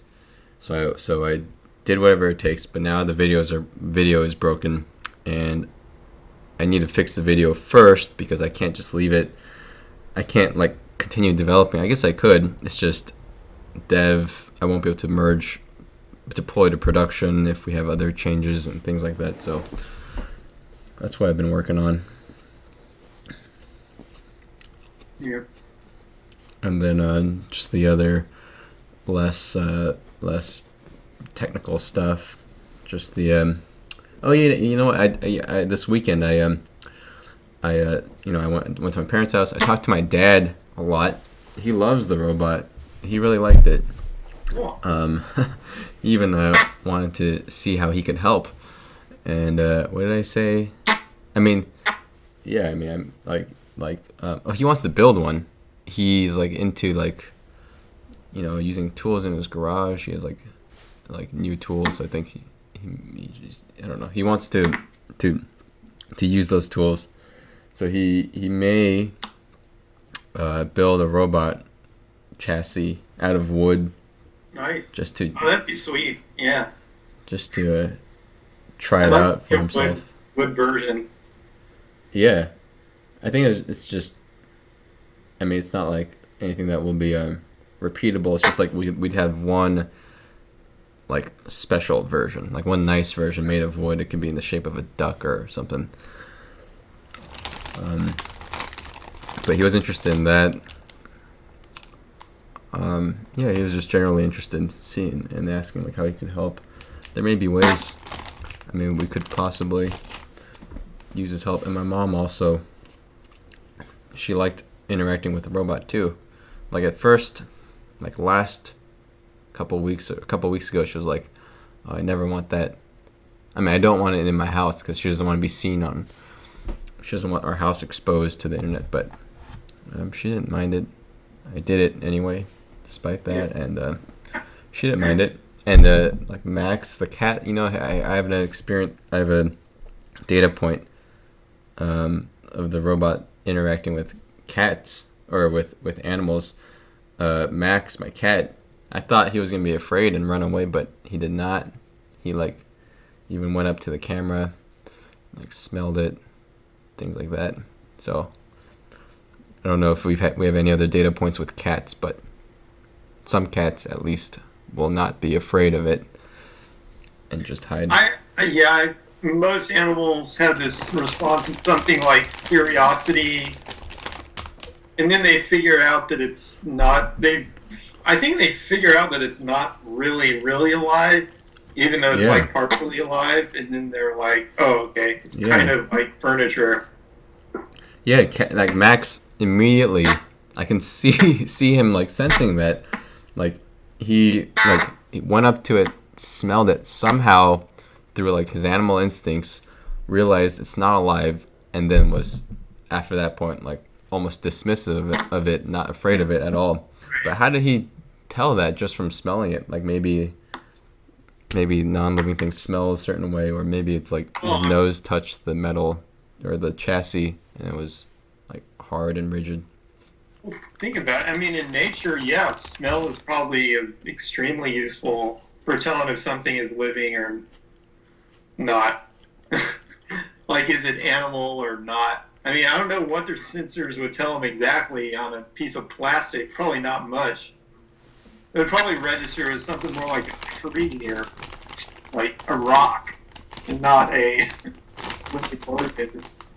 It doesn't really have a smell at all. Yeah. Yeah. Like some scent on it though. Would we be able to trick? Probably trick them, trick an animal. I think you gotta have multiple things going on, and then there's like a threat. You know, like with anything else. Same with humans. You gotta have like they're gonna sense like a lot of signals all at the same time, and if all of them added together like go above threshold, then no. But the robot as it is typically like doesn't go above threshold on the living organism threat level. Just enough to like get an investigation. And then the result of the investigation is not a big deal. Yeah. But yeah, if it had like scent, if it moved around faster, if it talked more, You know what? it registered as like a living creature. You know what? I wonder if a part of that is its movement and the way it moves, because it moves. I read somewhere that the derivative of acceleration, what is that? Jolt, right? Something like that. Because velocity, acceleration, and then jolt, and then like snap, crackle, pop. Yeah, like you said. But I always wondered what jolt is good for, and supposedly a lot of people use jolt in robotics because if you optimize for jolt, that produces human-like movement, or I shouldn't say human, but like a animal or like a living being, animal-like movement, biological-like movement. If you optimize for jolt. That mean like constant jolt? I don't know if it's well. What do you mean constant jolt? Well, you're saying optimize, but what are you optimizing? So it would make sense to me to have constant jolt. Maybe that would mean acceleration changing at a constant rate. I don't know. I mean, I don't know if you're saying jolt should be 0 or. I really don't know. I mean, I'd have to know the mathematics of this. I'd have to know the mathematics to answer your question. But all I heard was if you optimize for jolt, I guess in some. Who knows what it is, some differential equation. Maybe that's why they're using the word optimizing. But if you optimize for it, you get some kind of equation or something. You somehow can use that to produce non-robotic like movement. Like if you look at robots, it's very distinct, their movements, and like you almost can't put it into words unless you have the mathematical like language to be able to articulate it. But like there's like certain things that are obvious, like it moves very sharply. Like how do you turn that smooth, and like things like that. Like even like when it accelerates, it's like there's still like a gradient, but it's not. Still like it's hard to. So by the way, I've also done a little bit with a more sophisticated motor controller that we use at work. So the way this one works is I'm just saying, hey, well, it's got a pulse width controller, but I'm not even doing that. So pulse width like turns the electricity off and on quickly in order to make the motor go fast or slow. I've just got it jacked to maximum all the time, so I'm pretty sure it's just like constantly providing all the current. And I'm just saying like off or on. Okay. And if we had like a real motor controller thingamajig, which we had at work on a microscope one time, it measures the position. It's actually got a thing it's got an encoder that it can read the position of the motor off of with like a light and a encoder that has a pattern on it. So it would know the position and the velocity and the acceleration of the motor. And then it would, when you tell the motor to do something, it wouldn't just say like, oh, turn it on until it reaches this point and then turn it off, because that's very sloppy. Like if you try to do that, as soon as you turn it off, it'll just overshoot because it still has all the momentum that it had. You know, it's not going to be accurate at all. So it actually used the position, velocity, and acceleration to control this thing accurately. So when you told it to go to a position, it actually like moved it right to the position, and it stopped right on the position. Yeah. And it had to actually train itself a little bit too. It's like you press a button and the motor like jumped around, and the system was actually like tuning some parameters to make it control properly. Wait, So what kind of machinery is this? I mean, like, you said it's a motor. It's like on wheels. There's like a wheel, and it's like it's just a thing that we were using to turn. So you can just, I mean, it was a motor with an encoder on it. That we were using to just turn a knob on a microscope automatically, basically. It had to be turned to a very specific position because it controlled how the sample was tilted. I see. Huh. Wait, and do you guys are decelerating that rotation too, or are you like just like or are you letting friction do that deceleration? No, it just does it with friction. Huh, I think that's cool. Actually, I don't know. I mean, it doesn't. Yeah, I don't know. It could actually. It can turn it either way. So yeah, if it overshot. Actually, yeah, it wouldn't just be friction, because if it overshot, which it probably does a little bit sometimes, right? Then it would reverse the power on the motor to bring it back. So it just does whatever it has to do to get it to that position that you wanted it to go to. Cool. Sounds like a cool project. That control, I'm saying that's like an off-the-shelf thing. You can buy a controller like that that makes your motor like move to a particular position accurately. That's an off-the-shelf product. Yeah, so we could potentially make the robot less jolty. Interesting that English. I wonder if that English word means or is related to the physics term jolt. Anyway, make it more jolty, less jolty, and like make it smoother when it accelerates. Is that? There's easier ways to do that. I'm just saying. All I was saying, I was just pointing out the fact that those things actually do use the derivative and the second derivative to whatever. Because it's just the derivative is just the speed, right? So it's like you want to kind of adjust things so that ideally it reaches the correct position and it's not moving when it's in that correct position. Yeah, I mean, you said it uses the first derivative and second derivative. I mean, those are common like everywhere, but like it's really uncommon to see like jolt, for instance, or at least like for me. I mean, I'm sure if you you work at the Large Hadron Collider or whatever, you probably see that, or a snap, crackle, and pop. What most people they don't ever experience that like in life, or do we? Maybe we just wouldn't even know if we did. You know what I'm saying? They've probably got some equation that's using the first derivative, that's using the first no derivative, and then the first derivative and second derivative. There's probably a way to just extend whatever they're doing to somehow use the third derivative to make that correction even better. I don't know. I wouldn't be so sure about that. I don't know, because at some point it's they all start to become orthogonal to each other. All these different derivatives, and they don't mean the same thing anymore. They mean something completely different. For example, jolt. It probably has something to do with the fluidness of movement and not with its position. So I don't know if that would help this microscope. It probably wouldn't be relevant how fluid it turns. Because you're dealing with just getting it into the right position. No, okay. Let me rephrase. Let me give you an example. You can just use the position, right?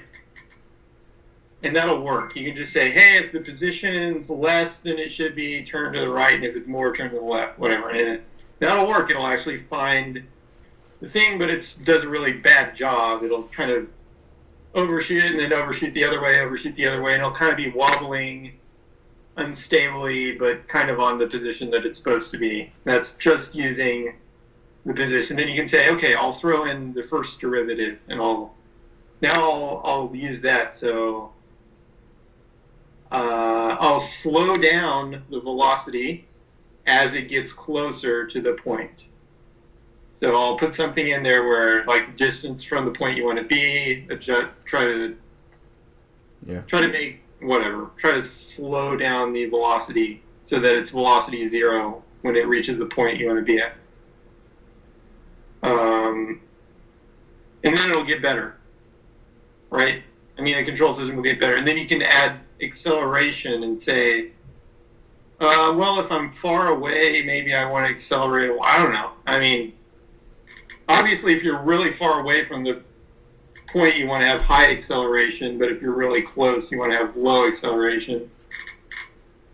So then your control system gets a little better because you're aware of acceleration.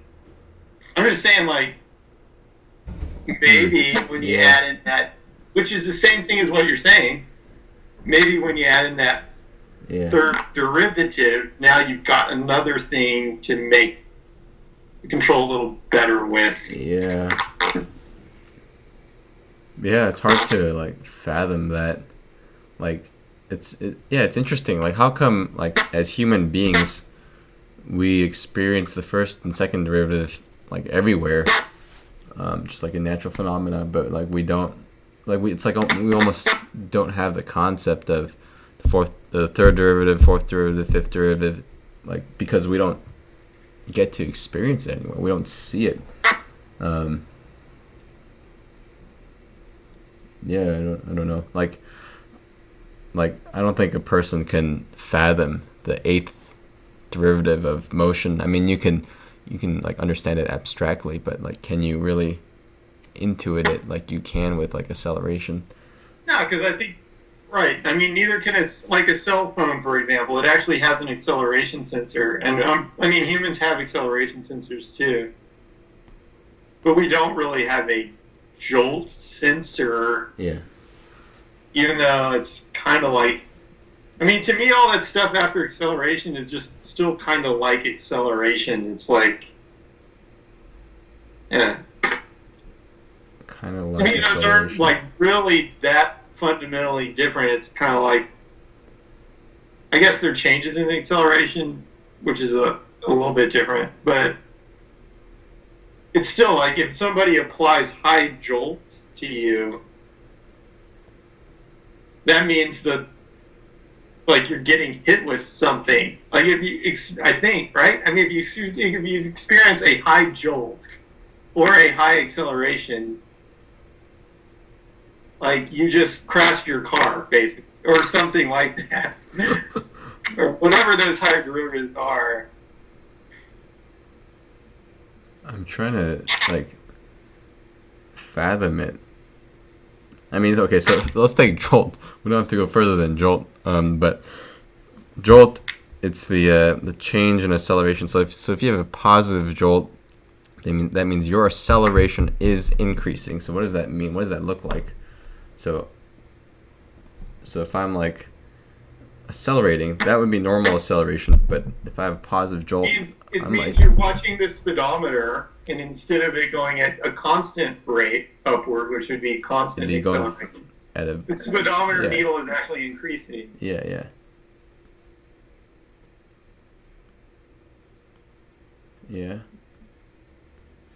But what I'm saying is you won't really feel. Yeah, I don't think you'd feel it, but it'd be kind of hard to tell the difference, I guess, between speedometer. Okay, so if the speedometer needle is not only going constantly forward, but it's actually increasing in rate, okay, you would actually kind of notice this. Because it'd be the difference between just being thrown back at, like, 1 g of force, constant acceleration, or it just keeps pushing you back higher and higher g forces. and that's not constant acceleration anymore. And that's jolt. So jolt means your g-forces are increasing. Like you're a pilot, and the g-forces keeps increasing. That's positive jolt. Yeah, I guess you can experience that. So you can experience pressure, but you can also know when that pressure is increasing, right? Like there's some g-force against me. I feel that pressure, but I feel that pressure getting more intense. That's positive jolt, right? So what would a snap be? It's increasing. The rate of that increase is increasing. So isn't it just like it's just more intensely increasing faster? Yeah, it's kind of recursive.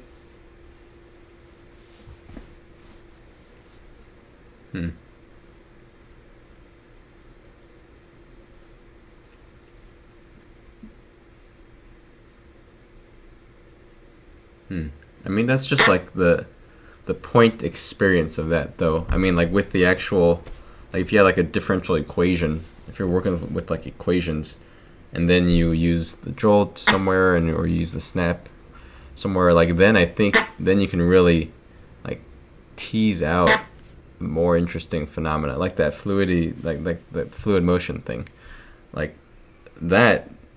What it like is. Orthogonal to like the rest of, it's not just a trajectory anymore. Now it's like this new concept of like fluidity, and then I bet you would keep getting more and more new concepts like that. My guess would be that what they're doing is saying the jolt should be 0. They're trying to make the systems for jolt 0, and then it's like constant acceleration. So, or not.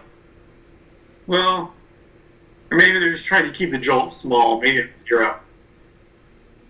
They're just keeping it small so that you're still allowed to accelerate, but you got to accelerate. You want to try to accelerate at a constant rate, and that's kind of the smoothness.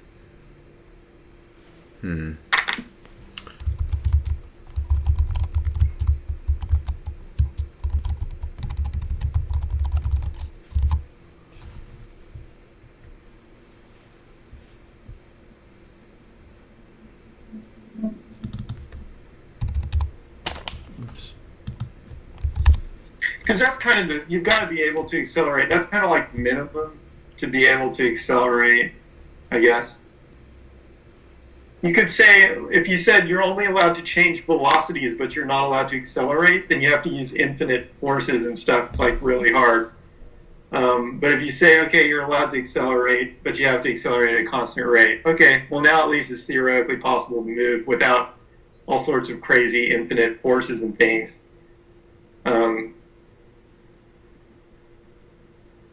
Wait, accelerate at a non-constant rate would mean, wait, you're saying that we'd have to use infinite forces if you want to accelerate at a, if you want to, like, if you want to have an example of something accelerating at a non-constant rate?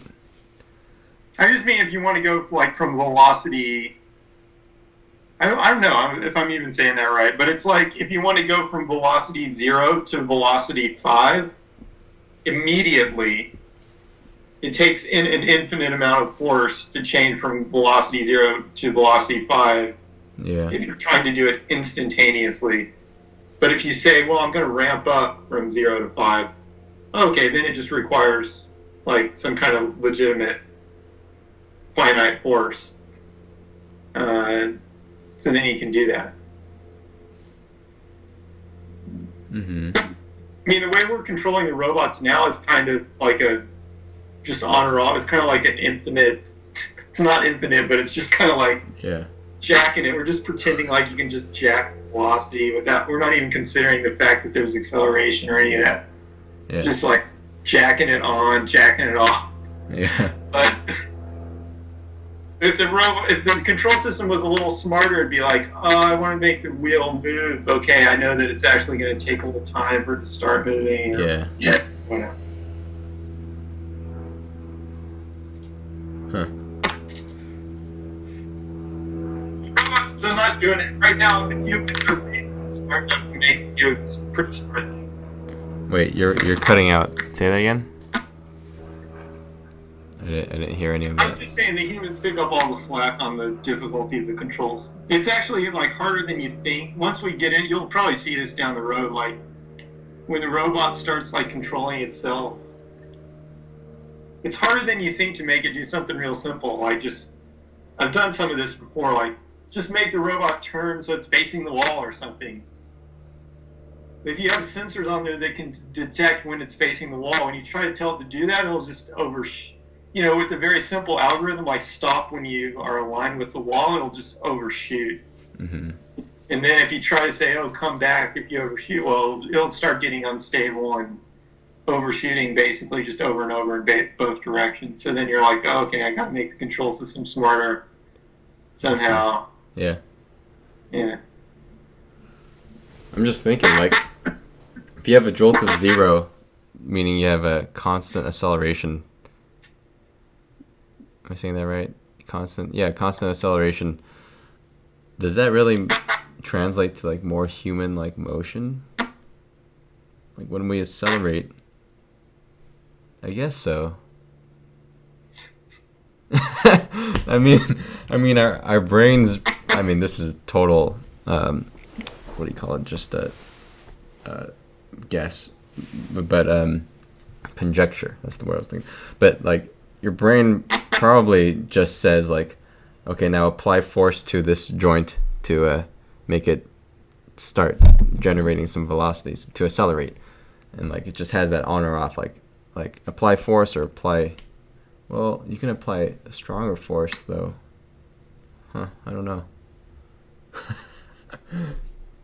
Yeah. You can apply like a weak force. By the way, I think that's just an approximation. I mean, well, okay, so think about it. Why did they have to use jolts to do this? And I think there's a simple reason. We're only going by my memory. Like I don't even know if it was jolt. Maybe it was like snap or crackle or pop. But I know it wasn't acceleration. It was greater than. You definitely can't derivative say of acceleration. position should always be constant. That would be ridiculous, and you'd be frozen. Okay, so what if the velocity was always constant? Wait, why is it ridiculous to say acceleration? No, I'm just starting at the. Constant. I'm gonna work up. Okay. I'm gonna work up to this and say why jolt is a pretty good one to pick. Okay. So we start with just position, no derivative of anything.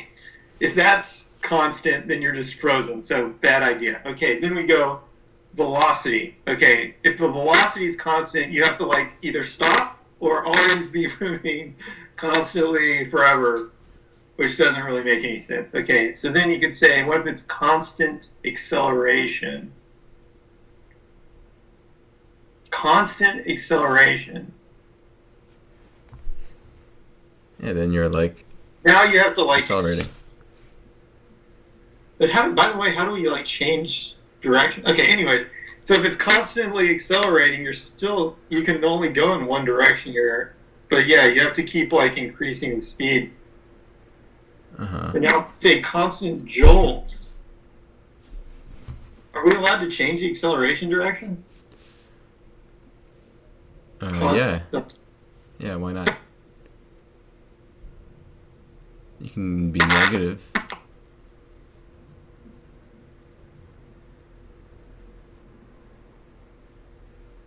If you've got a constant jolt, Uh-huh.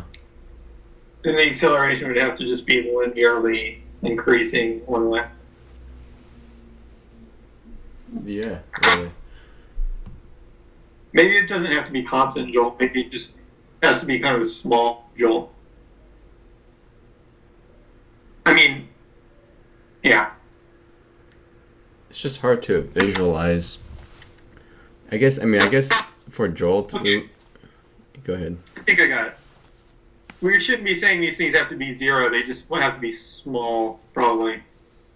So small position, just a small amount of positional movement would mean you just couldn't move very far. Small amount of velocity means you can only move slowly.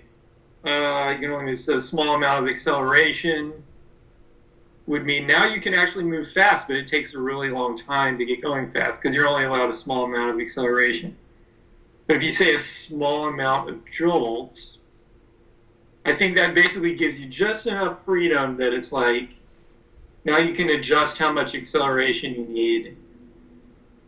But you're not allowed to like change acceleration really, really fast because that'd be jerky. So now you can change the acceleration. Oh, we missed jerk. We missed jerk. Jerk is in there too. And maybe it was jerk and not jolt. I think, I don't know. Minimum jerk trajectory planning for trajectory constraint technique. A technique for time jerk optimal planning of robot trajectories. So it's probably jerk this entire time, Yeah, not jolt. Minimum jerk. You don't want to do minimum acceleration because that would be like slow. So minimum jerk is saying, okay, you can still change the acceleration,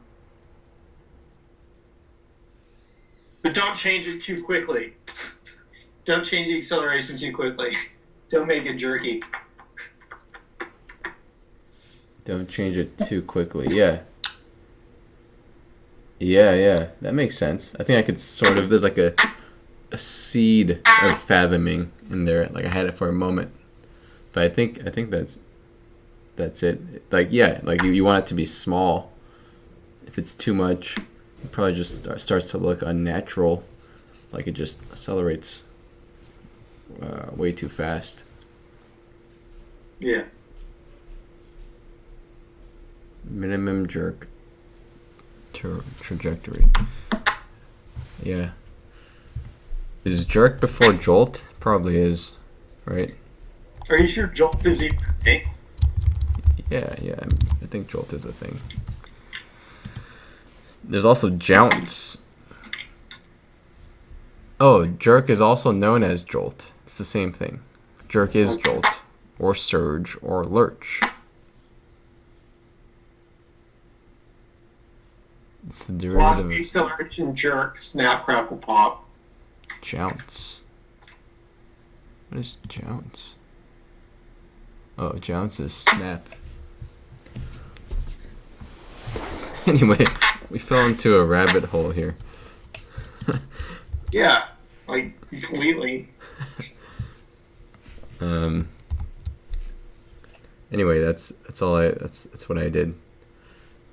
Drove to see my parents, did laundry, did Airbnb. Oh yeah, I started building a new robot. So I like drilled holes into that container thing, the black thing. Put the hose clamps around the motor. So I just need to put on the motor hat to the Raspberry Pi, and get it up and running. So that one I'll give to the whoever responds on Craigslist. By the way, how fast did you start getting responses? I thought like I thought I'd get a lot. $40 a week. Need some way to take care of my robot pet. That's what I titled it. Okay. I mean, it's only been a few hours, but I thought somehow I imagined it like, oh, it's like free money. It's like tons of people would be. I'll take it. Not. Oh yeah, you want it? Where do you live? Are you Nighthawk, Canada?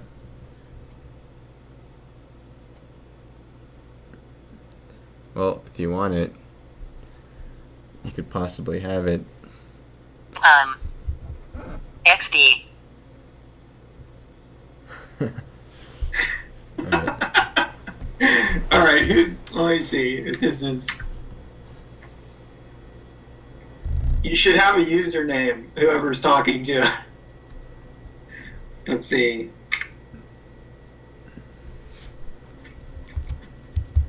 Yeah, Nighthawk. Is my camera up? Oh, the heck? It's me, Nithok. Okay, so I'll tell you the numbers that one would expect in San Diego. I wouldn't be able to take None it of this. What? He said until winter he break. said he wouldn't be able to take it until winter break. All right, but maybe winter break. Maybe winter break. Yeah, just let us know. Yeah. Oh, you know what? I almost made So, another sale, and by almost, I mean not almost, but maybe worth mentioning though. But there's this guy when I was at my parents' house this weekend. He was playing with it for hours. This guy from London. Maybe he's watching now. But he really liked it.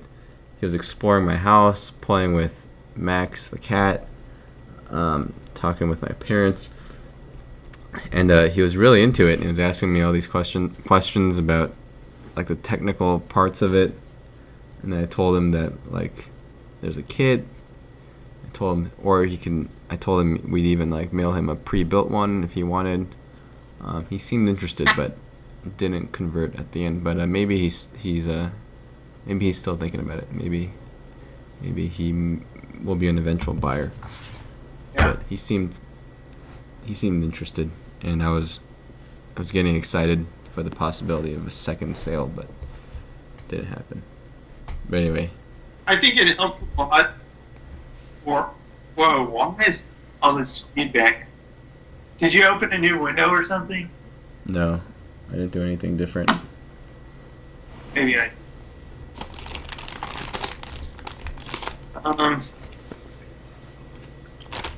I think that those sales are easier to make, like not in person sales. I think it's more important to have a good looking website where Yeah. you sell it with something like either Amazon or there's this thing called Shopify that all the entrepreneurs are using. Oh yeah, I know Shopify. I know Shopify real well because Okay. we spent months integrating with Shopify at my previous company. Okay. But yeah, something like that. I even listen to Shopify podcasts. Wow. They have their own podcast. Shopify Partners. I think that stuff becomes important when you're selling online because they need some. It's nice to have some kind of like legitimacy and appearance. Like when you're in person, you can kind of present yourself as a legitimate entity. When you're online, you need to have like a really good online legitimacy look. Yeah, and I think our live stream, what we're doing now, and in the YouTube archive of videos and our diary videos, that all helps the legitimacy. I think if you do watch them, like because we're so honest, I hope that we're honest, but I think we are, because we are and we're fairly transparent. Like I think it really helps the legitimacy. You can really see that, like exactly what we're doing. We really don't have much to hide, and we are like honestly giving it a good effort. I mean, like if anything, like we may even get some. Hopefully, we could even get some sales, like just because people want to support us, what we're doing. But if I were to watch our streams, I mean, I would know that we're not like some crazy scammer person. Yeah. Yeah, I don't even mean necessarily the scam factors. Just I'm using myself as an example. Like when I buy something, I'm turned off by websites that don't appear to be like put together nicely, because my experience is that like when they don't put their page together nicely, if it doesn't look like a modern, like smooth experience, kind of, then there's all these other janky things that seem to come with that, like not very good customer service. I'm clicking a button and I don't know if the transaction really happened. It's like I can't undo things if I want to, or it's like their return policy is crappy. It's like all these things seem to come in a bag. Yeah, I can almost tell by looking at the site, oh, this is just not going to be good. Just like how clean Yeah. they've done their design. And Yeah. Actually, good point. I'll write a ticket. I know one thing we can do is the kit page. On the kit page, we can. You know what? We should have done this earlier. We could use Gumroad. Have you heard of Gumroad? Gumroad on. I mean, I've heard of it on one of those podcasts. I don't remember anything about it. I've used Gumroad before for my own project selling Korean candy, but candykorea.com, shameless plug. Nice. Candy with a K. But like the way it looks now, looks somewhat janky. If we use Gumroad, it'll like have a nice looking pop-up that uses all of their styling libraries and whatever. Pops up and you click buy, and then it'll take you to your site on their site. So like, I don't know, runmyrobot.gumroad.com, and then that will look nice because it's like I mean, they do all the styling and everything for you, so it's like Shopify basically. Yeah. But it's super simple to implement. It's like a 20-minute job. Okay. So we can do that at least for the shop part of it. Yeah. Okay, so I was saying, like in San Diego with that $40. And they could pay with credit card. Right now, I don't think they can pay with credit card, can they? It's just PayPal, right? Yeah, just PayPal. You can use your credit card on PayPal, but yeah, it's just PayPal. Yeah. Okay. Yeah, I mean, it should ideally, be good to have credit card. I only recently started using PayPal a lot. I always had an account, but I haven't used it that much for the last 5 years. Just use credit cards instead. I was just saying, like, in San Diego, that ad gets, like, maybe at the $40 level, it only gets maybe, like, 5 responses or something. When you post it, you post it, and then that first maybe 48 hours or so is Okay. almost less than that. Maybe 24 hours is when you get nearly all the responses, and $40 level gets you like maybe 5 responses, maybe. Okay. 5 responses in 48 hours. I mean, that's what you got. Something like that, roughly. Like this thing that we're doing, paying people on Craigslist to use the robot. People might think, like, what kind of company is paying people to use their product? Well, it's similar to the Elvis technique. I don't know if you've heard of this technique, but Elvis Presley, when he was first starting, Elvis? Yeah, Elvis. Might have been it's Elvis. Elvis Presley, when he was starting out, when he sang in clubs, he would pay girls beforehand and say, like, hey, when I come on stage, I want you to rush to the stage and like scream and cheer and basically pretend like you're a huge fan of me. Did that? He paid people in his very Smarter than I realized. in his very beginning days when he was a nobody. He did that, and who knows? Maybe that's what started this like avalanche. But like, I'm assuming, I would presume other girls would see that and they'd be like, oh, who's this guy? And they would also rush to the stage. And maybe it's just that momentum, that snowball effect. But yeah, I thought it was. I think it's smart that you thought of like actually paying these Craigslist people to use the robot. It definitely helps us. I mean, despite what it might look like on the outside, like we're paying people to use our product. Like, is that a bad sign? I mean, I think it's very strategic. I think it's valuable. I've recorded so much robot footage. Nice, thanks, man. Cool. I'm editing some help me right out. now. Oh yeah, cool. Where are you gonna post it? I'll send it to your email when I'm done. Cool, thanks. Appreciate it.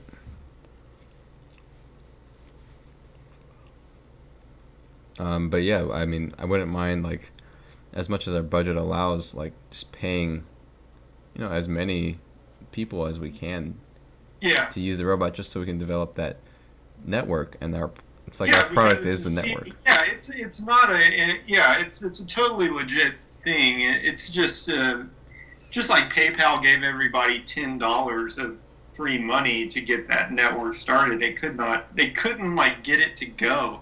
Yeah. They had to give everybody $10 to get the whole thing started, and that cost them like crap ton of money. Actually, that was like their big investment that they needed to get it off the ground. But in this case, I'm thinking we can reduce the amount that we're paying out. There should be a snowball effect where it's possible to reduce the amount that's paid out for each robot. But initially, you just need some samples running to figure out. You have to create a market so that you can then tune it. That's what I was talking about with like the fitness thing last time. Like, if I had a set of 4 robots, then I could start to optimize and say, okay, how much activity is on this one? How much does this one cost? Can I afford to like decrease the amount spent on this one or whatever, or drop one and maybe pay somebody else because that one's not getting as much attention or whatever. And eventually, it's kind of like you're setting up cameras. It's kind of like you're creating reality TV shows and you're optimizing the TV show based on the environment. So at the end of the day, once you've optimized this, you got like maybe 4 simultaneous reality TV shows going that are pretty good. I mean, what you're saying is just try a bunch of reality TV shows and just basically cherry pick the 4 best ones, right? That's what you mean by optimizing. Just picking. Well, there's 2 different optimizing. There's the picking and then there's decreasing price. So if we get good ones, really the best ones are just people who like to have the robot and don't need to be compensated. So if we find some people like that, those are really the best ones that we want to keep the most. Yeah. Because then we don't need to compensate them at all. We just let them use the robot. By the way, sorry, go ahead. And then the other optimization is like, is it interesting to the users? Yeah. Okay, gotcha. What's the deal with I mean, I don't know if we're allowed to say Mikey's owners. I don't know if we're allowed to say their names, but I would say probably not. Sure. I mean, we can, but I wouldn't do it. Well, I already did, but on this podcast, on this session, but I think they use their aliases though, so it's no big deal. Oh, okay. Oh, I didn't realize. Okay, but is their second week almost over? It kind of feels like it. Like, what are we gonna do with them? I'm definitely gonna offer them to extend either at $50 or $40 again. Okay. I think, unless you want to try something else, but well, you kind of have to feel it out. I mean, they may be watching the stream right now. Who knows? But like, you kind of have to feel it out. Like if, and it's kind of like a big if. I think there's a small chance of this, but if they like the robot enough, you could offer at that point, like, okay, well, now your time's over. You can choose to buy it, or we're going to give this robot we're going to try it with somebody else, and they might buy it. Right. Or, which I'm thinking it's more likely, they enjoy it, but I don't know if they enjoyed it enough to pay $250 for it. And plus, they're getting paid for they were getting paid for it. I don't know. You have to feel out like how much they like the robot. I'm probably just going to keep it I'm going to probably give almost the same offer, if not the same offer exactly. But here's the thing with them. Whatever, that's what I'm saying. I need more options to figure out how to optimize this. I can't really tell right now. Right now, I want to keep them because I don't really know what the other options are. But once I know what the other options are, I can start to figure out which ones are the most important The It other was tight. the other what? What's that word that you were using? The other optums? Huh?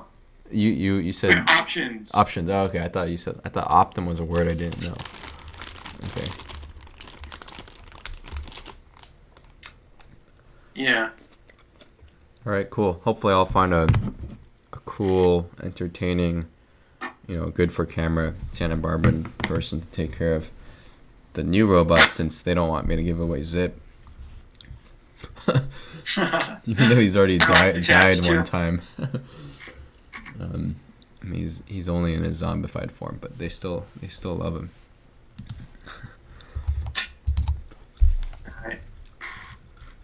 Alright. But yeah, if there's nothing else, I still have some energy, so I can spend it on programming. I mean, you can join me if you want, but you have work tomorrow and stuff. Yeah. Yeah, I pretty much gotta start shutting down. Yeah. Because I was driving around today getting the robot into its home. And by the way, I'll talk to the person who is like a business coach on Thursday. I need to actually make another robot now to show him, because I ran out, basically, the robots. Well, I have some really old ones, but those aren't very good. So I'll have to make a new one. Huh. Okay. I wonder how that meeting will turn out. I don't know what we can gain from that. I don't know. Who knows? Maybe he... I don't know. But he said sometimes he invests, so... Okay. There's always a possibility of actually... Yeah. Okay. All right. It's just information. Yep. I will mention that guy. That guy has you said he has a PhD, right? I think his PhD is in like spirituality or something to that extent. I just linked him in. Wait, I linked in his name just because I was curious. But yeah, he seems like a very spiritual guy. Very spiritual guy. Not that means anything. I thought it was an interesting fact. Okay. But yeah. Anyway, all right. I'm gonna see if I can. Actually, I might do the Gumroad thing since that's super easy to knock out. But anyway, I'm gonna try to do some programming. Okay. Well, it's already obvious, but it's like, once you have the tipping system, this is why it's so important. The tipping system is so important because I believe that will be an incentive for people that will replace us actually paying out of pocket. And it probably won't have to be the same amount, you know what I mean? It's like, yeah. Even if they get tipped a little bit, that'll probably make things a lot more interesting to random Joe user, even if it's only a couple bucks. Yeah, we could even use the same Elvis strategy. Yeah. We can actually, like under anonymous accounts or under different accounts, we could even pay them the same $40 that we would, but as donations. Yeah, we could even be transparent about it. We don't even have. Well, I don't know. Just start sending tips, like from Rick. Here's a tip. Good job. yeah, yes. But yeah, that's critical because this is getting really expensive. Like all this stuff is like actually getting to the point where yeah. I can't even afford it. It's like I'm buying 3D printers and like paying people all this money. Yeah. Money, so. And speaking of expenses, when I was writing the agreement of operations, is that what it's called? Let me look that up really quick. I have it right here. Operating agreement. When I was writing the operating agreement, in there was a piece, or whatever you call it, a subarticle that talks about putting capital that each of the members would put capital into the company. Anyway, maybe that's not relevant right now at all, but we should work out this the finances and the accounting stuff. Like right now, we're just like willy nilly. Somebody pays for it. We don't know, but we should have a RunMyRobot account. I guess we need the LLC formed first, but we should start accounting all of this just for like peace of mind, even just so we know like one person's not putting in 99% of the money and the other person 1%. Yeah. And like for example, the PayPal proceeds from the first sale, like I still have that. Like I don't know where to put it. We need I guess we need like a RunMyRobot bank account even. Yeah, as soon as you have an LLC, you can create a bank account under that LLC. That's the right thing to do. I mean, Yeah. that's like one of the main important things Yeah. that the LLC gives you. Yeah. Okay. But yeah, I don't know. Do you have any thoughts about the finances, or? I mean, you're buying the 3D printer, which is expensive. I don't know. I mean, I agree that starting to plop it into an account is a good idea. As long, let's just anyway, one step at a time. First, I would say just let's submit this LLC. Just send me a copy so I can read it or whatever, and let's get this done, and then create the bank account. And then I believe we can just both have access to the bank account, and that'll start like automatically keeping track. Then we can do all our transactions in terms of deposit money into the bank account, Yeah. and then use the RunMyRobot account to buy things. Yeah. And then it'll track everything for us, Yeah. Okay. and we can at least know on paper what's going on. Let me just double check that I'm not gonna have to need more information from you.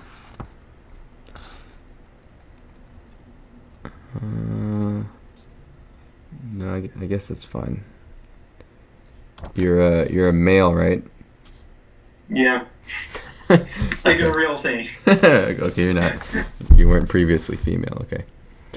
All right. I mean, I'll just have to let you know if I need something more.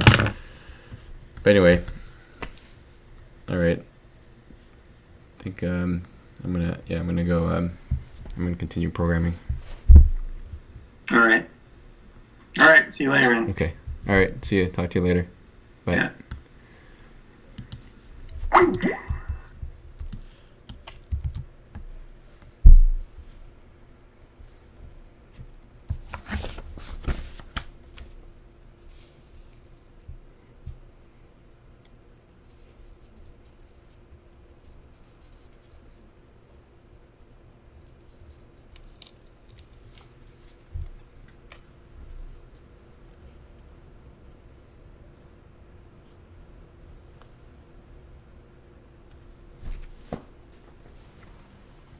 Well, I guess I can fill this out now. Oh.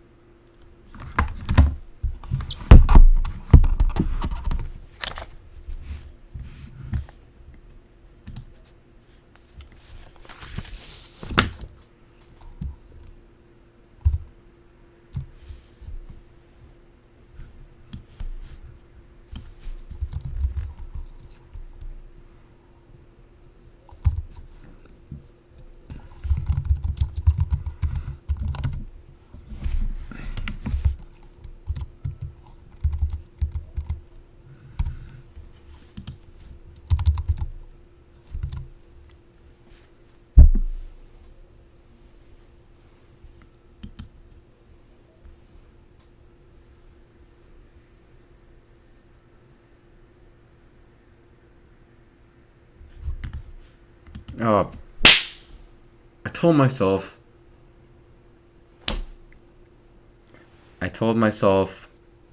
don't forget to remind Rick to mail the charger to Roofgoat.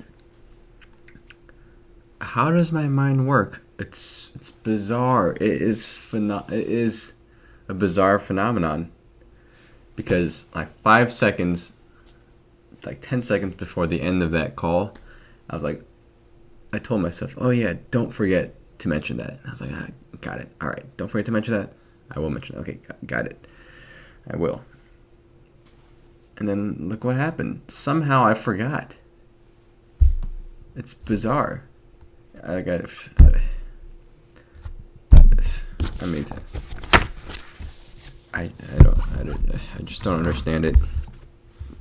It's bizarre.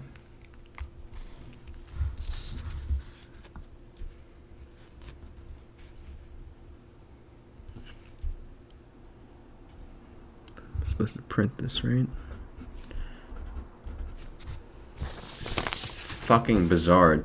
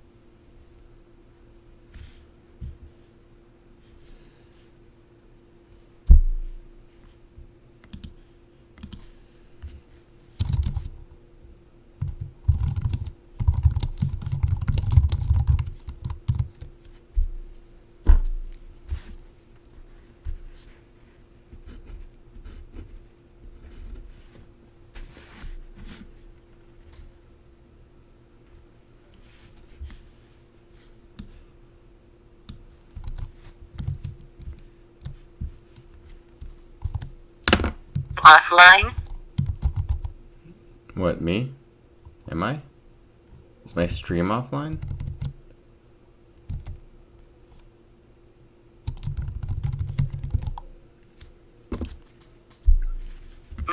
It works. Okay.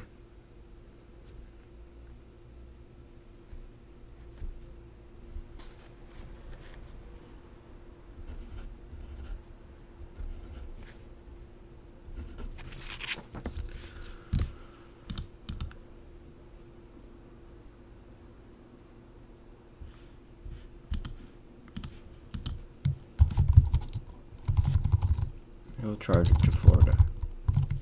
I'll just say that.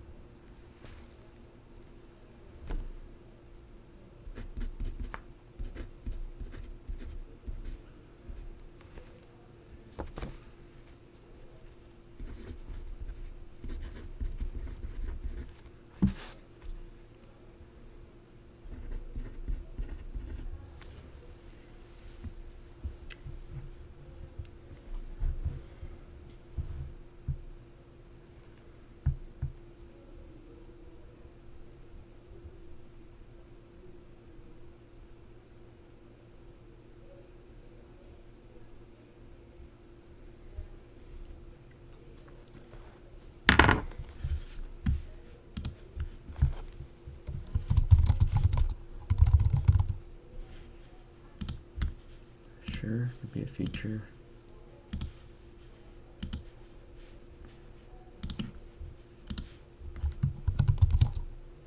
What is the date?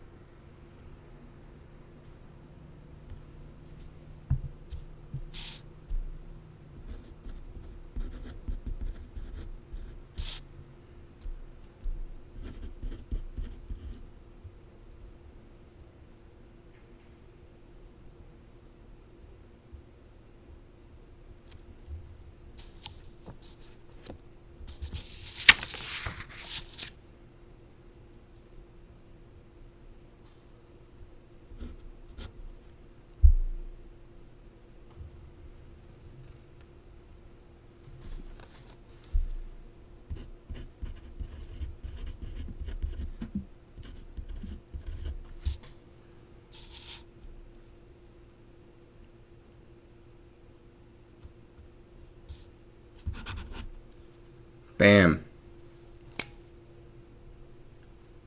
Bam. You guys like that? You don't even have to say it. I know you guys do. Bam.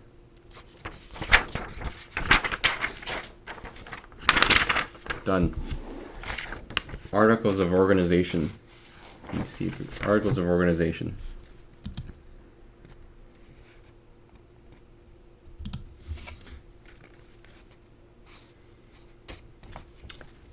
Love it. Yeah, I know you love it. You don't even have to say.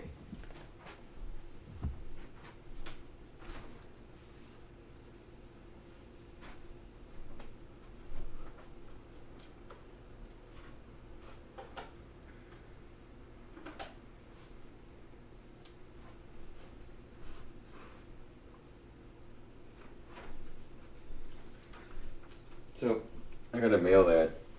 Don't remind me to mail that tomorrow.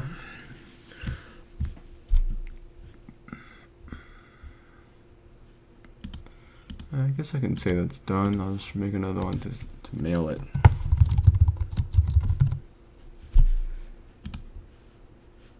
It's more like a chore. See how the fuck start. Alright, let's do the Gumroad thing. It should be super easy. Should be. Oh shoot. Wait a second, I'm not done. I gotta fill this out.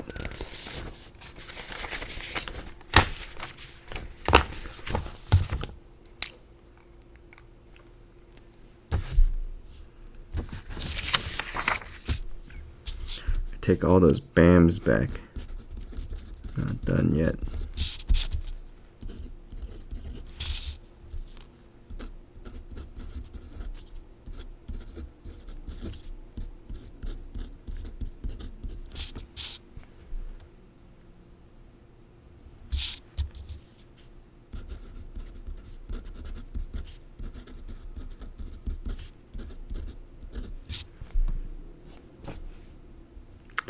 Entity number.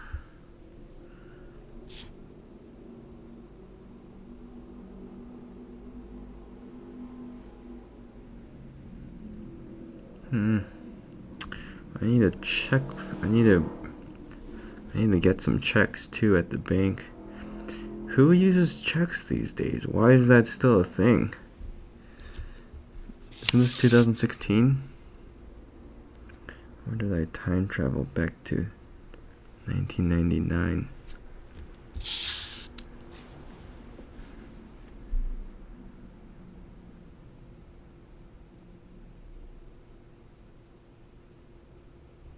Yeah, maybe I'll purchase a copy.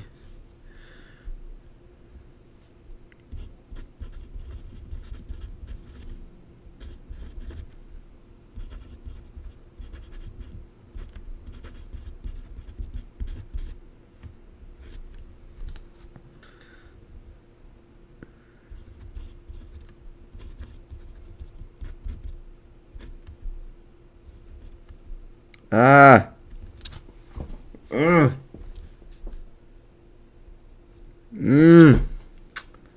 Fuck.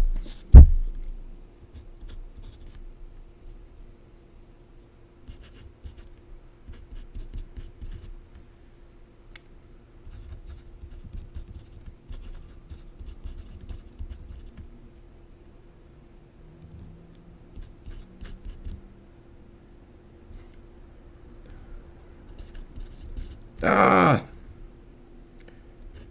Making mistakes with the pen really hurts. Jesus Christ. Because all you can do, I mean, it just plays to your anxieties that they'll read that character wrong and then everything will be screwed up.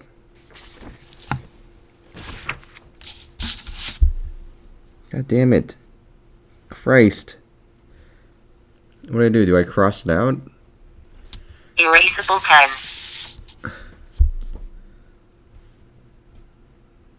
I think that's legible. If you look at it with your head tilted, it's legible.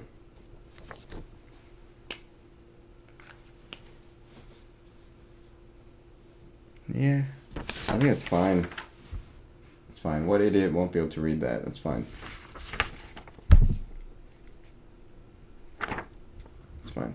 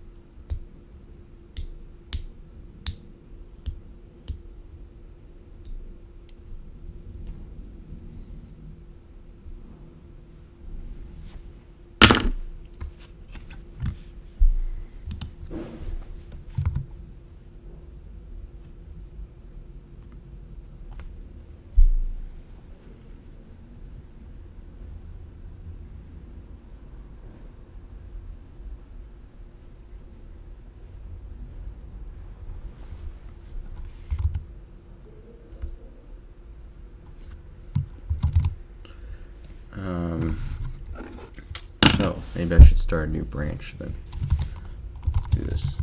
I'm just gonna save everything. I don't even know what I changed. Oh yeah, the HTTPS stuff. I'm just gonna save everything as SSL. Let's save it as SSL. Here, how about git checkout master? And how about we start a new branch called Gumroad. TL. It's my name. Initials. TL Gumroad. I haven't done this before.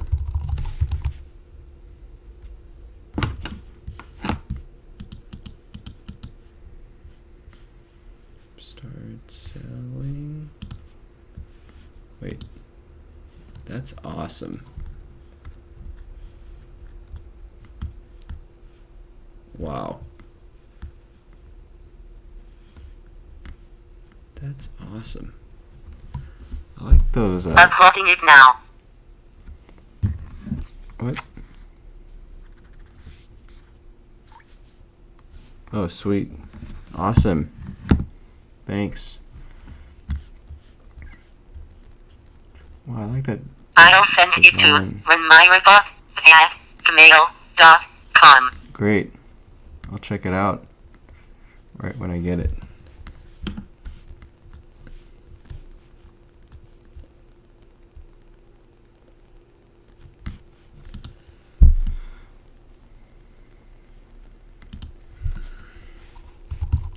I'm not a robot.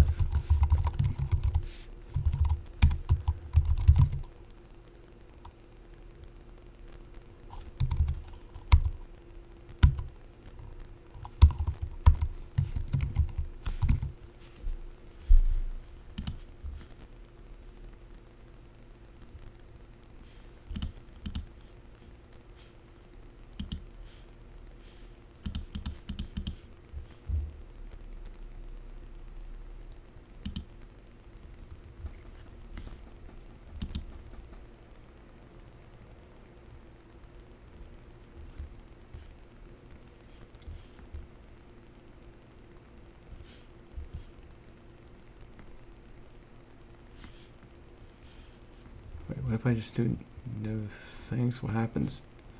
What if I don't even need to click that? Okay, I'm just gonna do no thanks.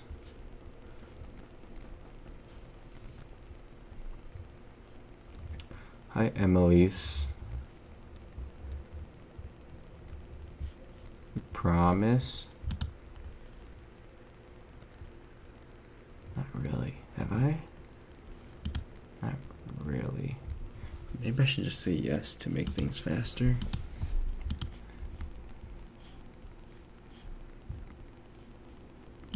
Shoot, we don't have a RunMyRobot account.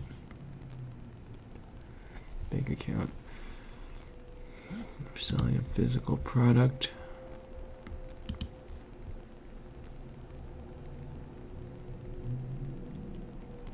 Emily's, you're still here.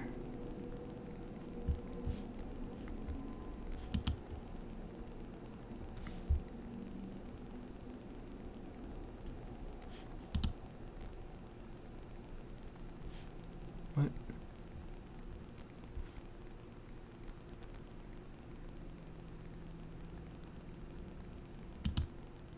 The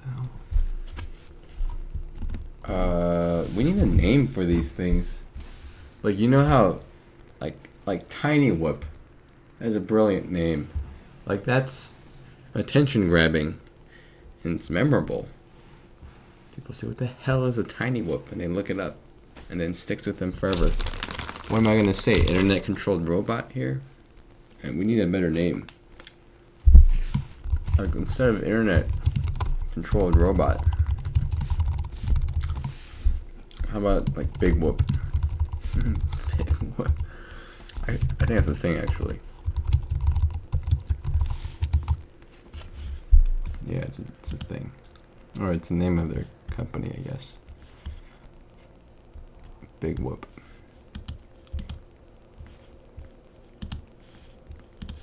All right. I guess it's just an image of a play button.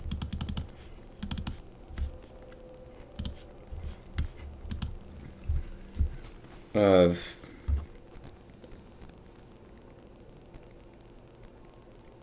Tiny Whoop. That's brilliant. We need 2 adjectives.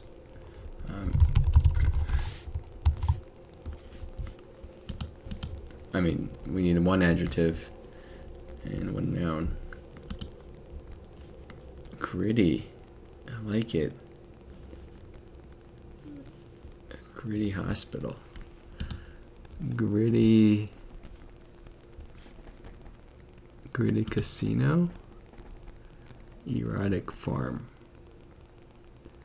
Erotic farm. Robot farm. Robot farm. Robot farm. Robot farm. Oh.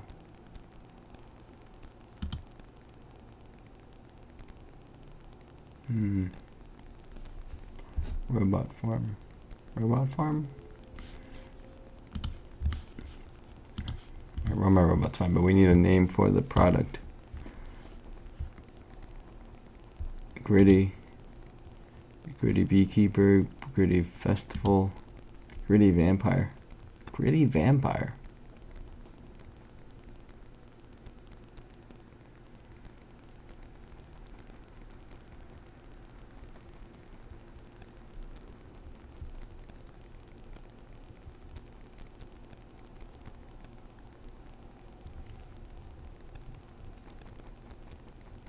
Gritty Fornicator. Gritty Cranberry. Gritty Nomad. Alright. Maybe we're not at that stage yet.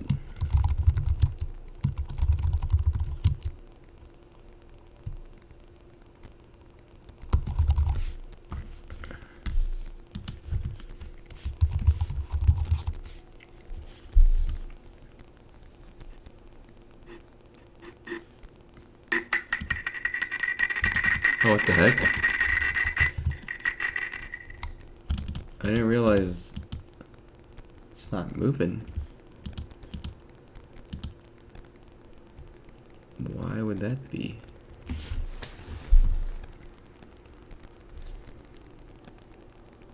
I didn't change anything.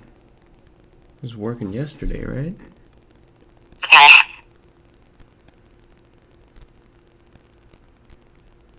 Huh. It was working yesterday.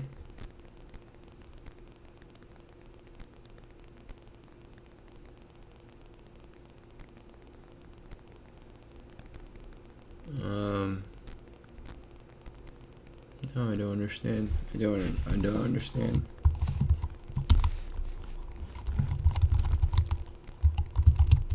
I mean, it must have access to the internet because it's able to get video and send video, or send video.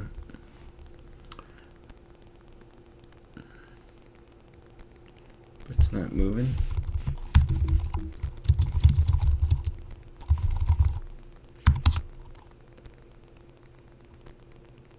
I mean, it looks like it's up.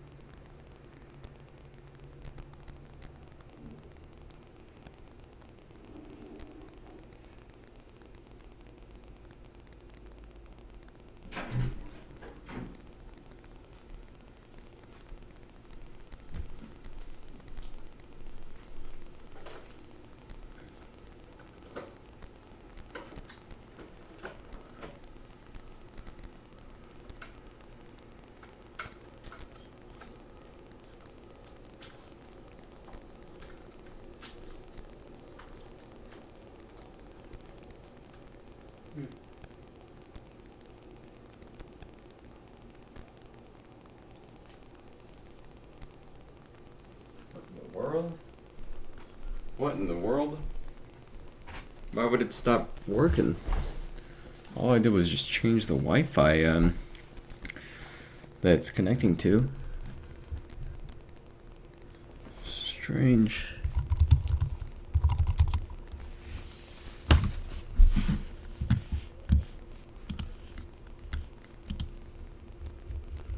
What is this, an image? Didn't even say.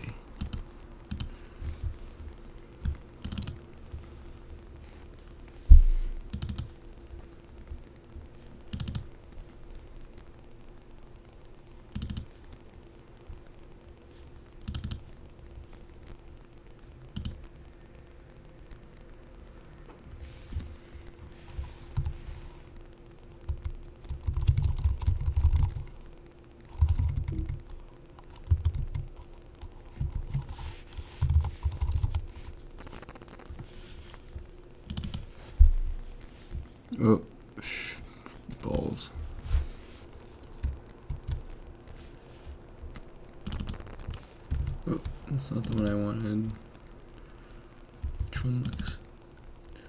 Which one's the most photogenic?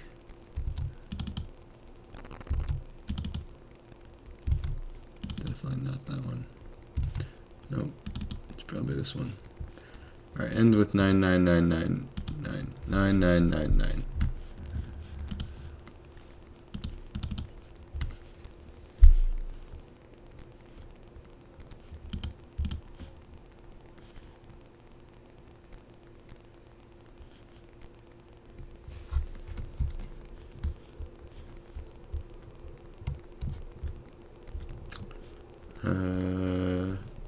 Please?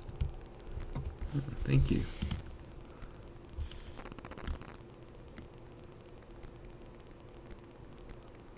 Upload a cover.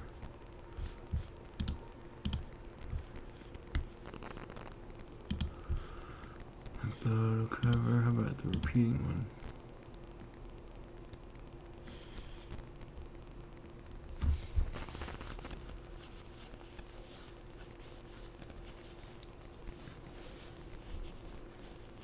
Please.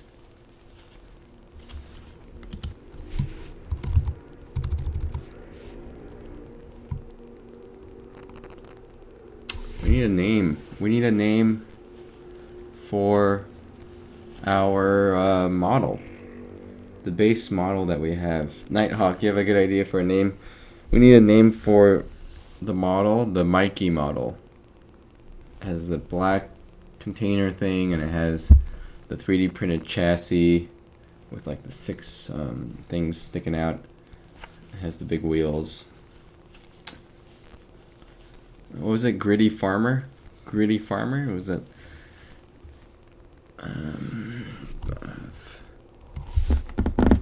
Oh, maybe we don't need that. Model 1 of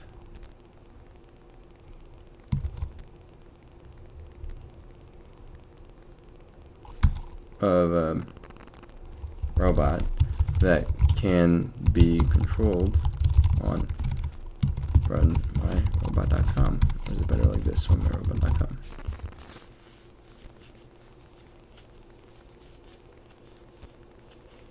Model Gritty Farmer. It's only confusing.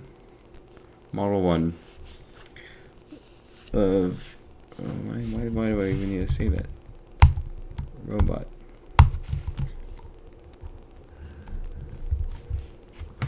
Sometimes, like,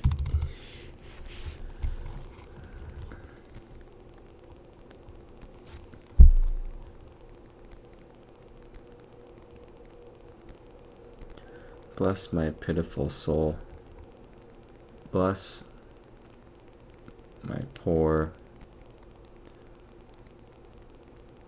head. Sometimes I'm unbelievably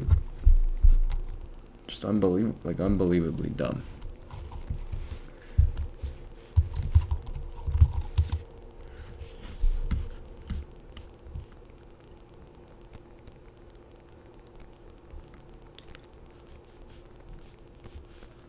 The hell where am I? The shop button. Shit, is that shop button non-existent when you log in? Didn't even know. Didn't even know.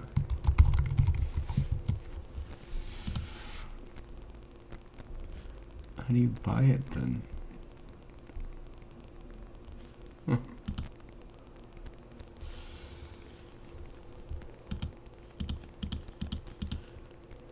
Oh boy, why is it broken?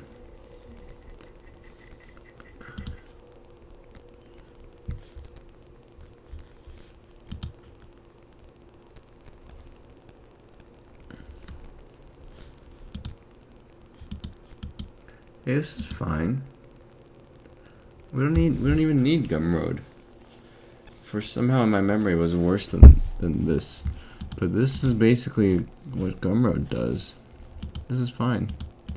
Even has that like cute shake.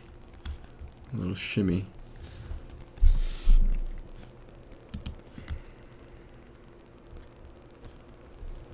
What is this? What is this button using?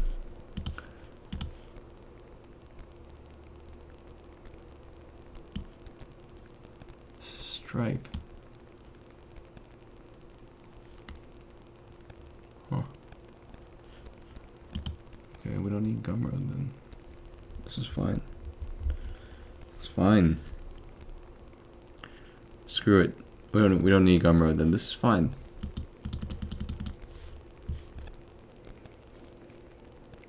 I mean, it would just be a different UI. We don't need that. It's fine. I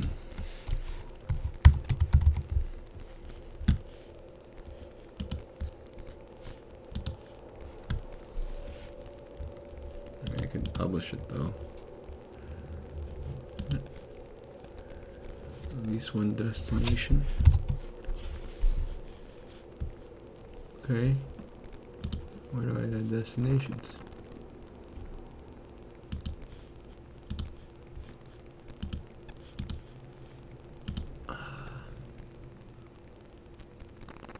I sent the video.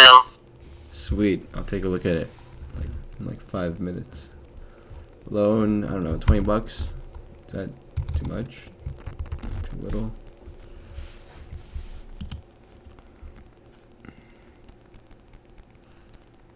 It's not that much. Save.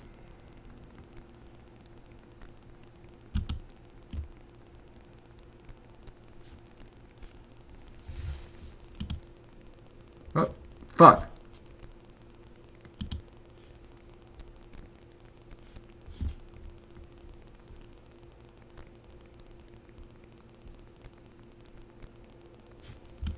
I mean, it really looks the same.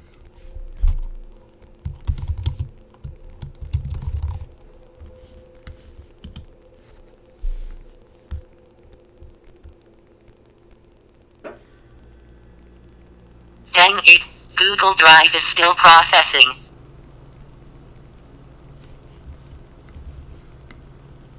Okay. Oh, I should have changed the image here. What? Why did it delete everything? Guess I never saved that.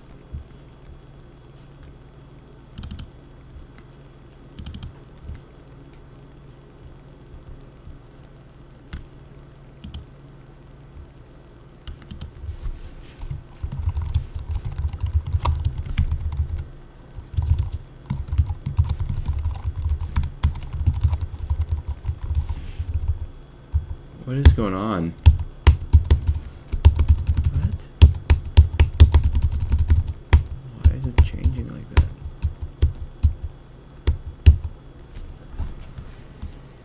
Why is it changing like that? What in the... Lol. I can't... What the fuck?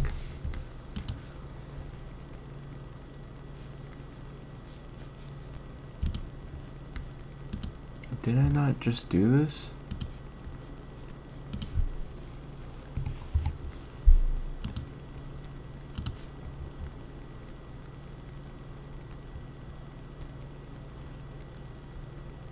Yeah, I mean, we don't need this. I mean, we could use this elsewhere though. Like Facebook, for instance. YouTube, for instance.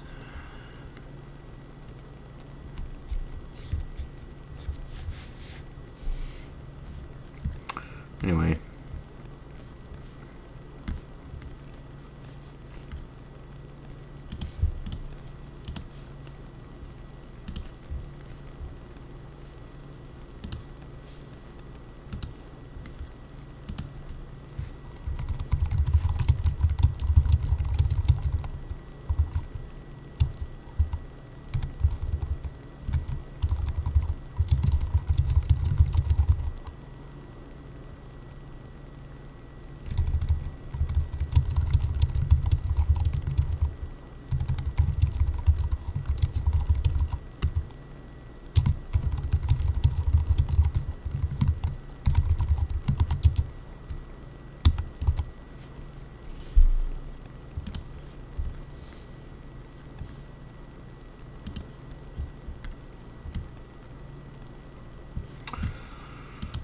Alright, let's check.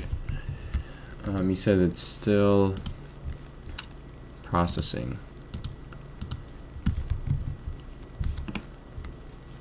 Why is this broken? Who knows?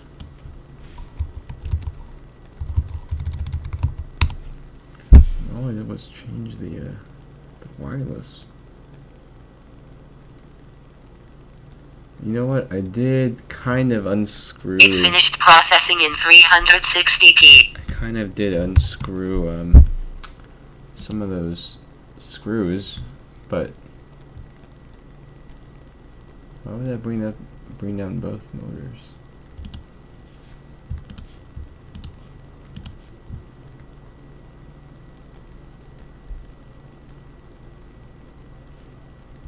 Cool.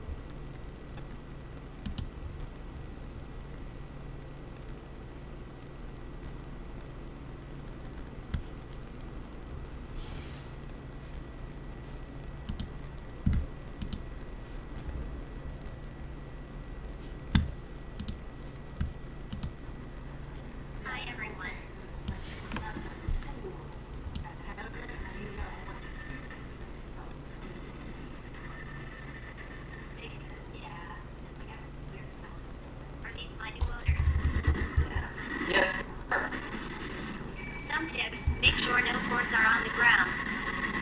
That's a good tip. Yeah, it'll definitely wrap up. Videos will wrap up. So I already took some of them off the ground.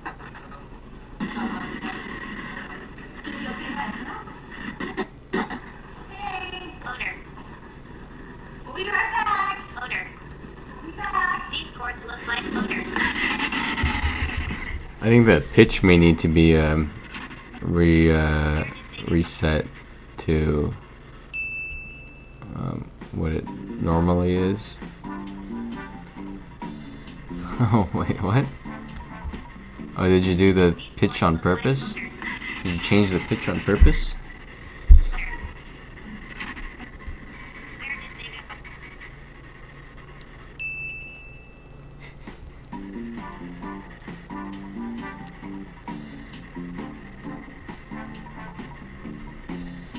Is that the floor lamp?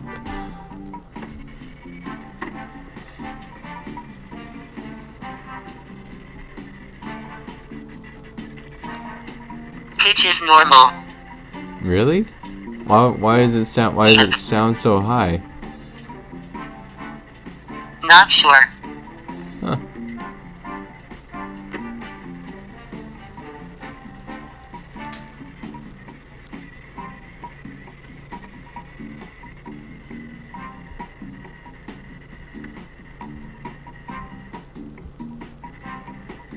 What's going on?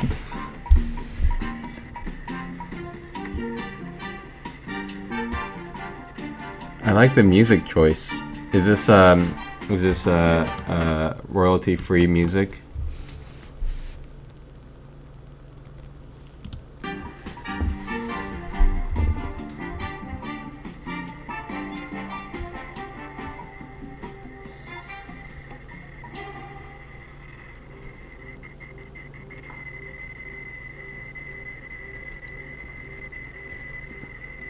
It is. Cool. It's very devious sounding music.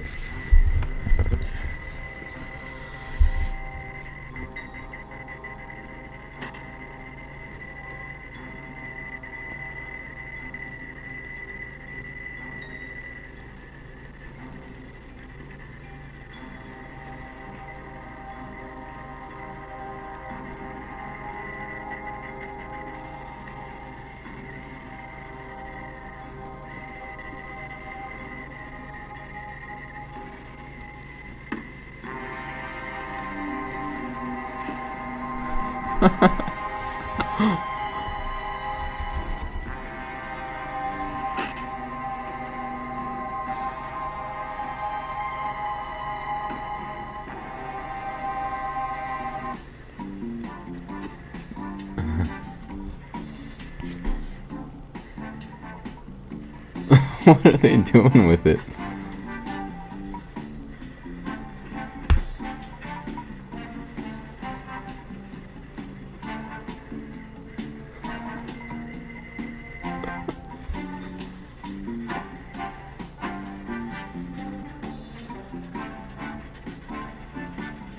Wait, what?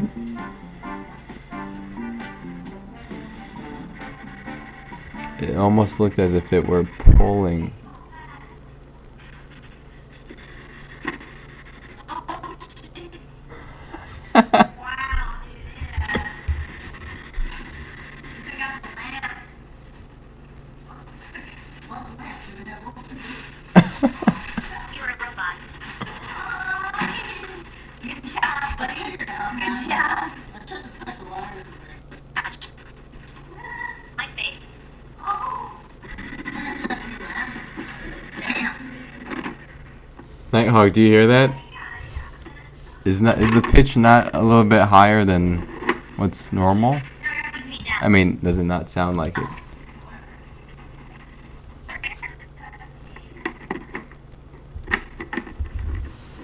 Yeah, See Oh that? no. the My Wii, insides. the Wii charger. Put them back. Is that really what it sounds like? Damn. Yeah. I guess it is. It is high, but I think it's like normal. I got messed up. That's what I'm saying. I'm like, whoa, they got messed up. Really? Still on? Okay. Oh shit. Was the video sped up by like, I don't know, like a small percentage? I mean, you know, when you do that, it increases the pitch. I don't know, it just sounds like a little more, I don't know, it just sounds higher pitched than what I normally hear from them. I don't know. Try it. No. I'm making a note here. Huge success. Huge success. Hard to overtake. My satisfaction. I love it. It's good. Here you go. Here's how judging next. Here you go. They even feed Oh, nom nom nom. it. Yeah, thank you. Another one?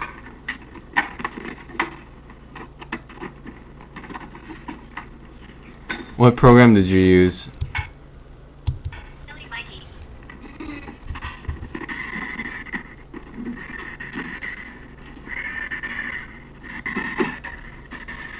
Better now.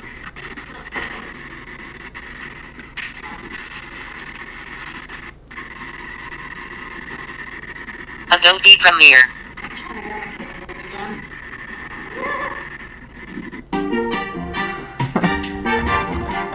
That's good. That's good. Oh, thanks, man. I mean, that's perfect. That's brilliant. The song choice, the editing, the sound effects. It's like 99.9% perfect. Just the pitch. I feel like something. I can't believe that's normal. Is it just my ears? Yes. Or, Some tips. Make sure no cords are on. like, do you hear that? Here, let's compare. Like, compare that.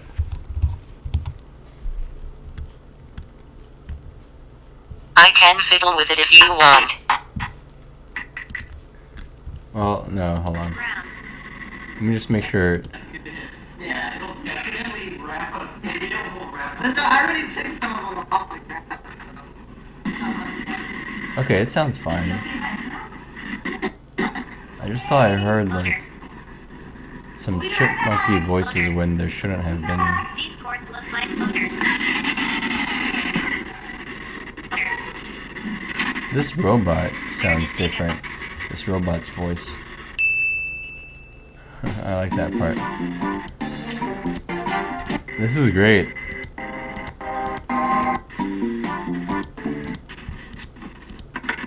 Whoa. Is that a crotch shot? Silly.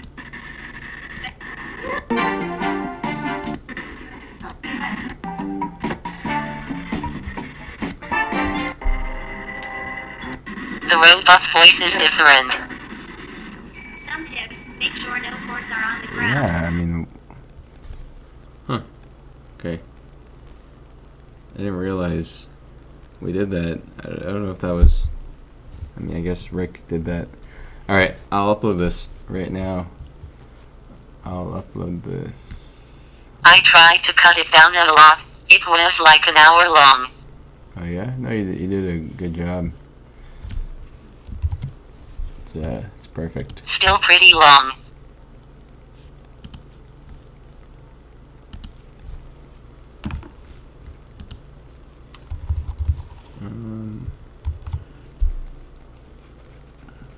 That is great.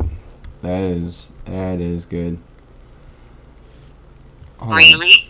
Thanks. I'm gonna stop the stream and then start it. No, it's... Why wouldn't we? It's perfect. Alright. So here... It's a pretty big file.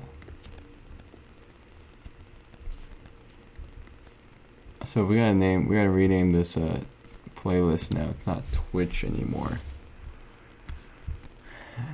We can just name it Highlights, I guess.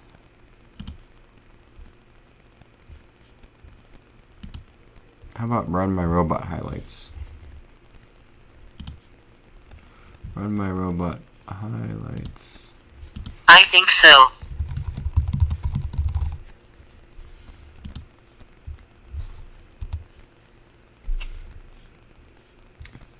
That sounds good. I guess these can say Twitch. Well, I'm gonna edit them. How do I edit them?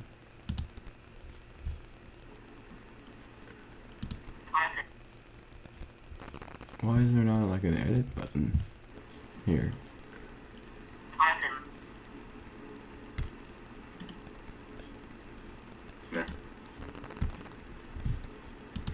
It's kind of annoying.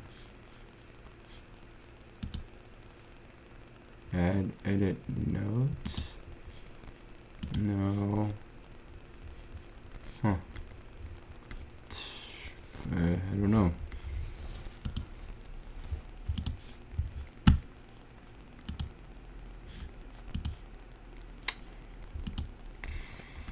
I don't know, it's just like just sometime down the road. I don't know when. No. What am I even saying?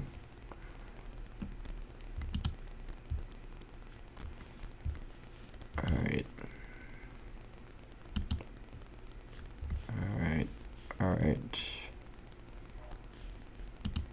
Looking for the video manager. Here we go.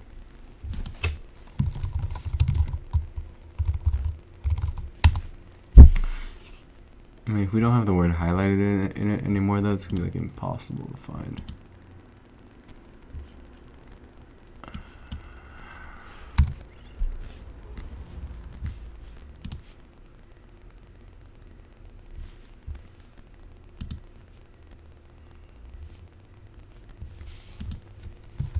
You should get Adobe Premiere.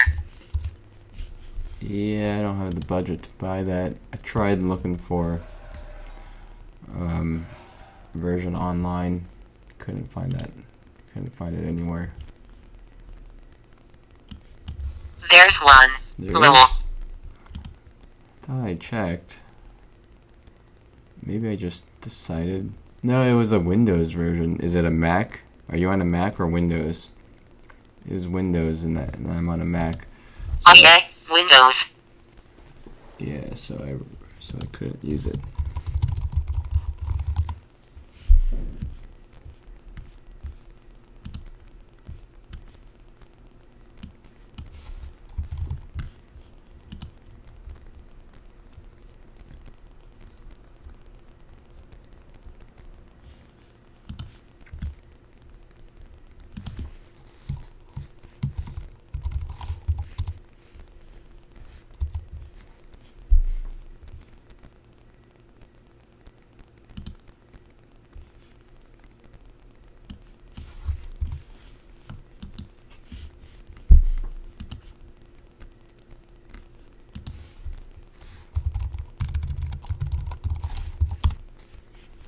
Is this really the best way to change all these names?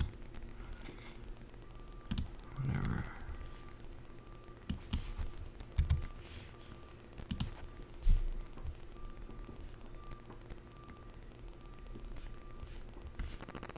I guess I should upload one while I'm doing this.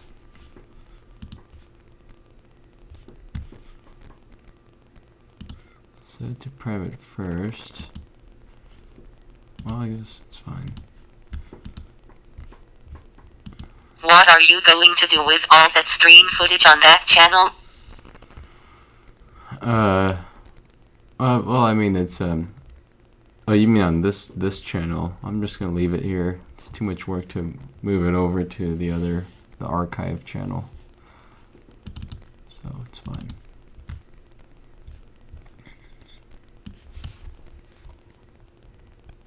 What do you want me to name it? Robot takes down lamp? Something, how about robots conspire to take down lamp? Robot conspires to take down lamp. XD.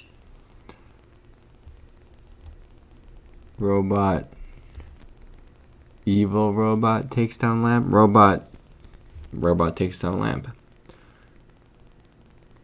Mikey takes down lamp. Robot Goes wild. Robot goes wild. Lol. I like it. Robot's gone wild. Or robot goes wild. I think robot goes wild is better. That's good. That is good. I'm just gonna put here in though. Robot's gone wild in case anybody's searching. Robot goes wild. Robots, robotics, my robot,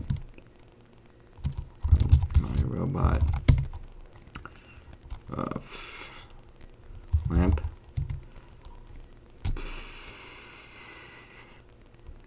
I can't think of anything else. Internet? Autonomous. Robot goes wild.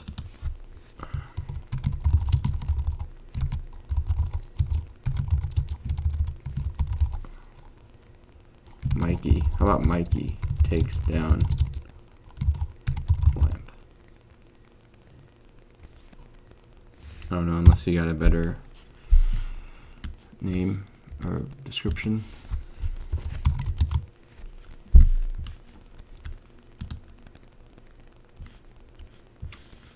So where were we?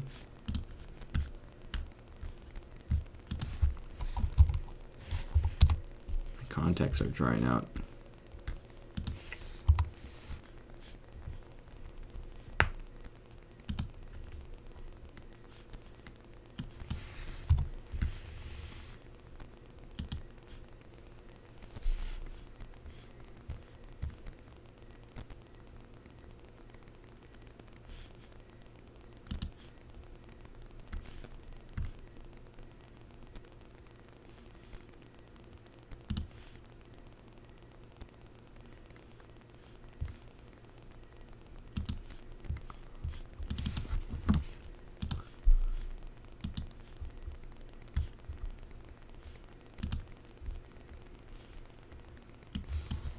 Conspiracy 9/11. Trump gets good hits.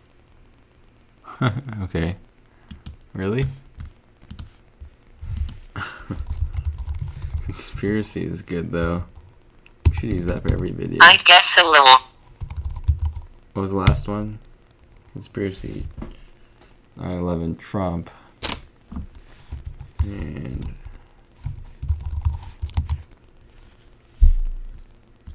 Probably from the wrong people though. it's fine. Any people are the right people. At this point.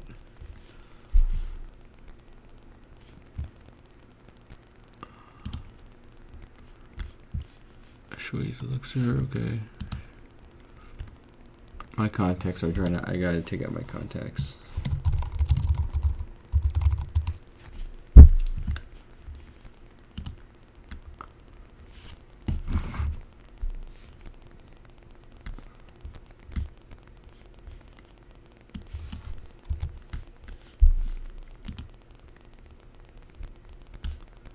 Okay.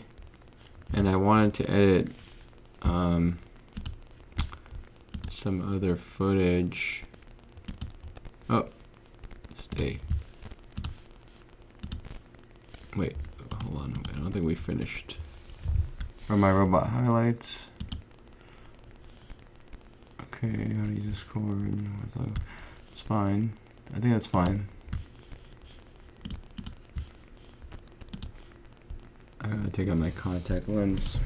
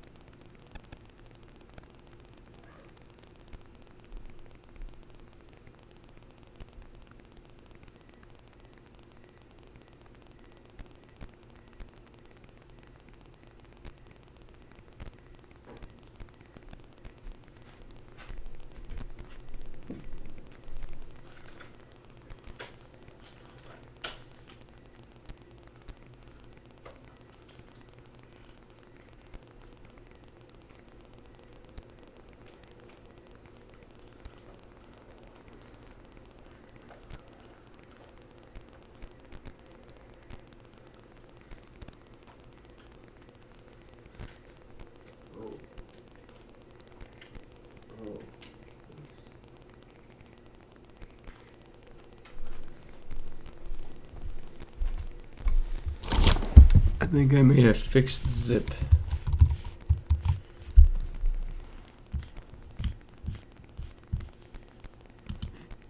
Oh, damn it. Well, I may need to, Cat. I may need to, reboot.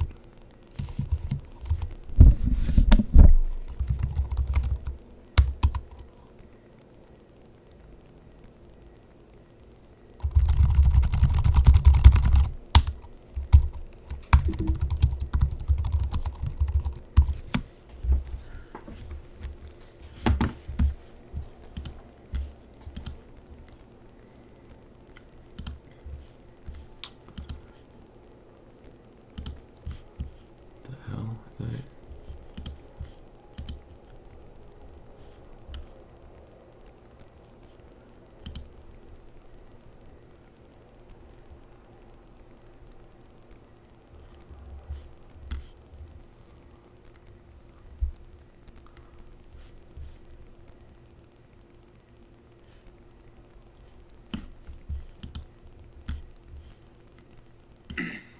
I'm back.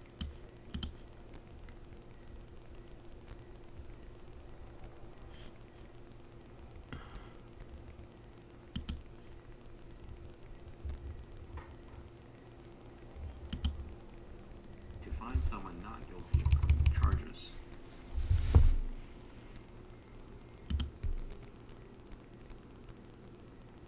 Person in such agreement. Oh.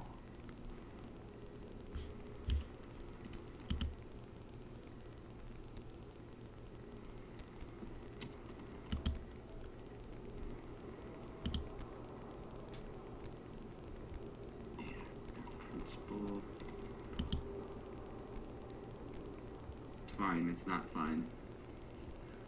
Let's the business of the company. Cool.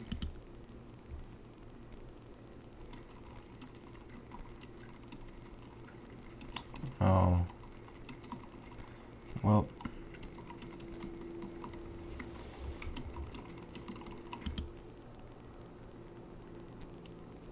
Bullshine. Bankruptcy. Apocalypse. Apocalypse. Well, what if I added this word in here and I regretted it later? Like the apocalypse actually happens. I can't watch that. I just can't.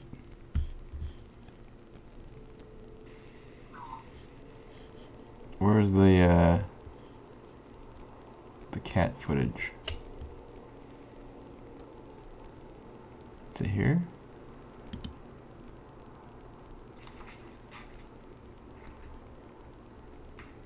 Not about zombies.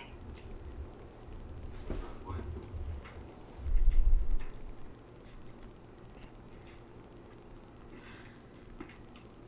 What about zombies?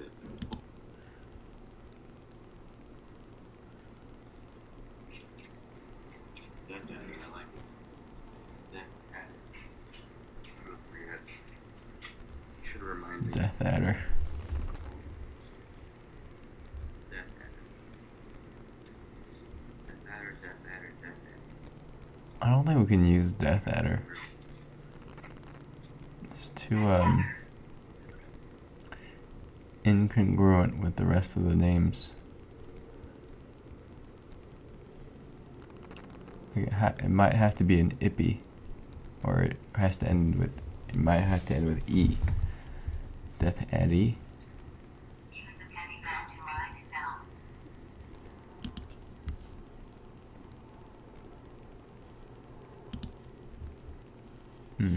Yes.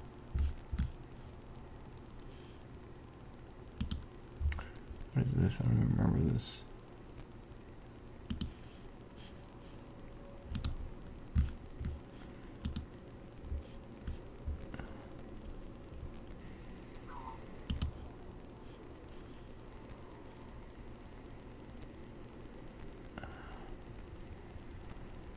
I don't know. I don't know where that cat footage is.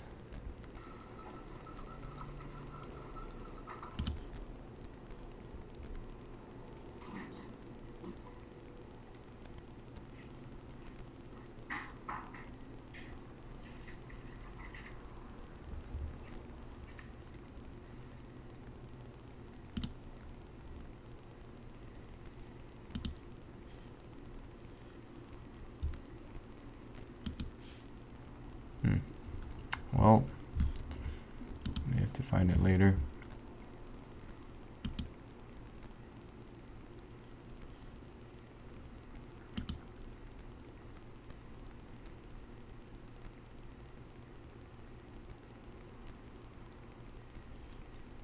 Oh, the sound is off.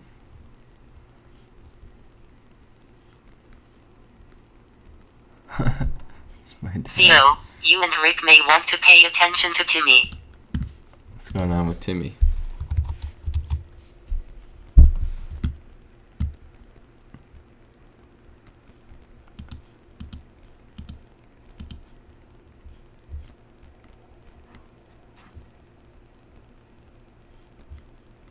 What happened? What do you mean? What happened to Timmy's offline? What happened? The guy seems still think we are cops.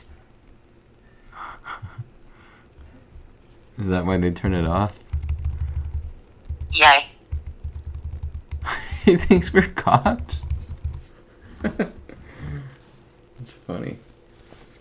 I don't know. It's fine. Let him think we're cops.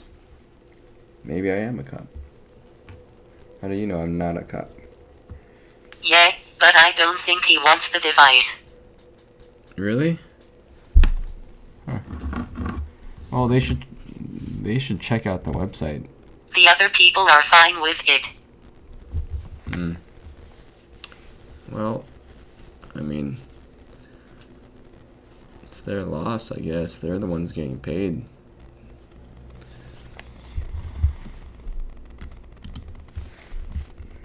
I mean, if they check out the live stream, they'll see we're engineers and not cops. Unless this is all a ruse. I'm a cop that learned to program. So Just watch out to make sure they don't destroy it or something. They won't destroy it. Trust me. Sometimes you gotta have faith in humanity.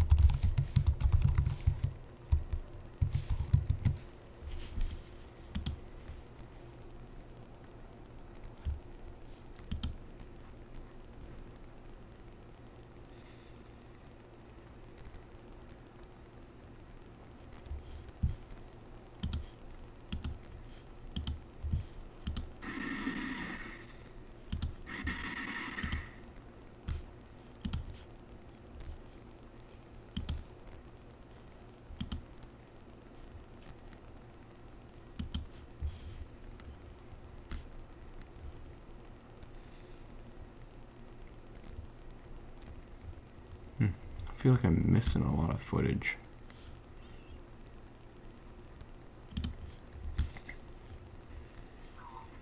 I mean, there was like one day I streamed like, felt like I streamed like 8 hours.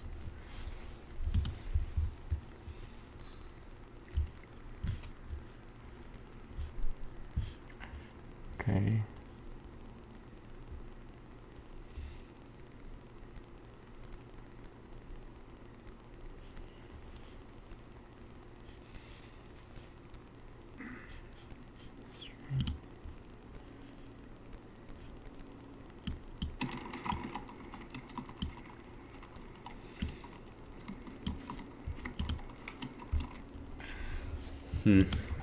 Well, I guess this is all we have for now. We don't have, I can't find the cat footage right now. I don't want to. The YouTube stream is so behind.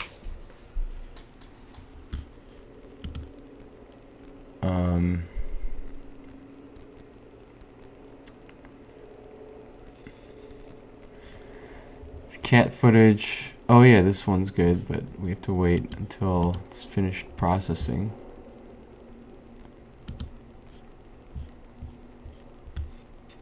The cat footage is there.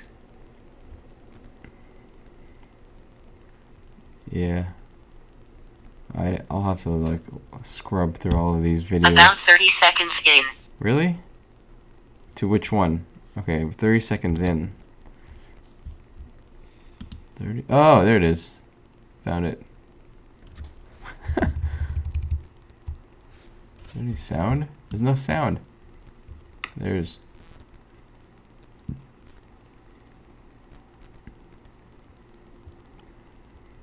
This has nothing to do with robots. But my sister wouldn't like this footage. But it's the cutest thing ever.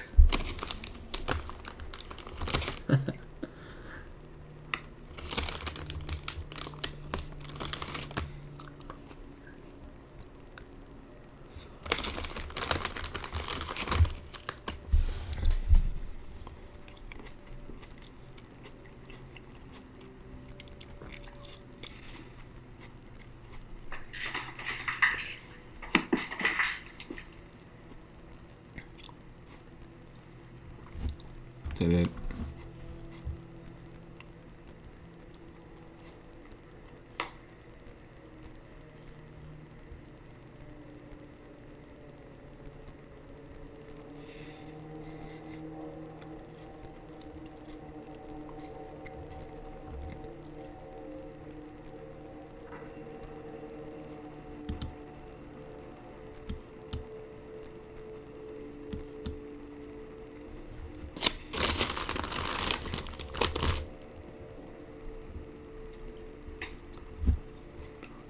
I don't think I could use this.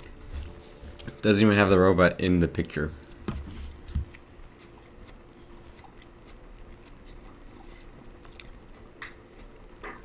Look at the camera.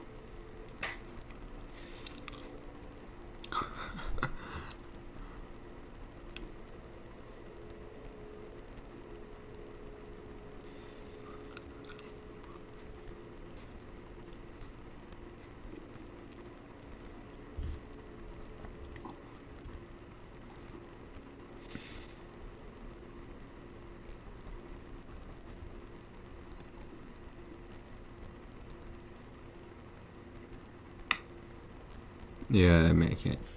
There's nothing I can do with that.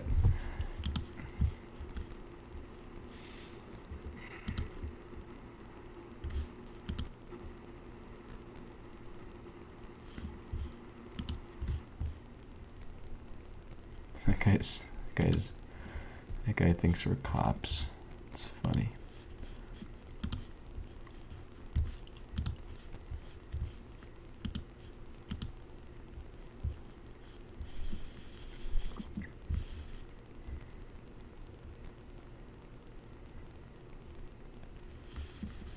Ah, takes forever.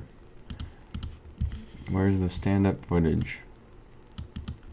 With Okay. how serious he talks about it, it doesn't seem so funny. Really? Alright. Well, we should point him to He the... got really serious. Okay. We should point him to, the YouTube channel so he can see that I spend most of my days right here staring at the screen.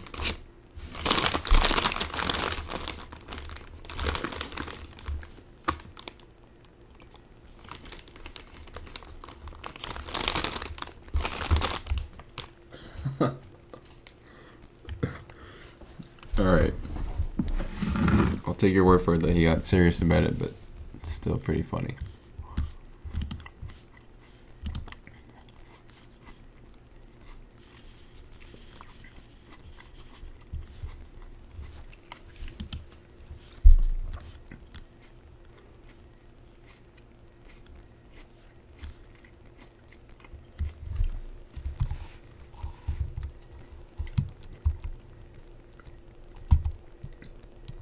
Alright, so all we know is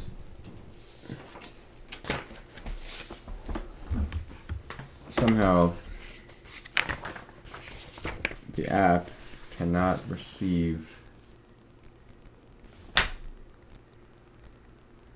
doesn't make connection to the stream server.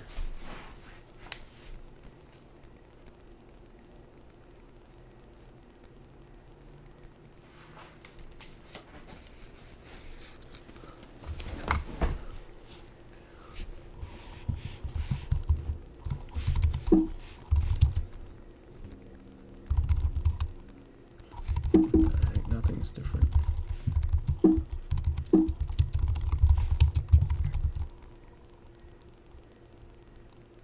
Oh shoot, what was the other branch?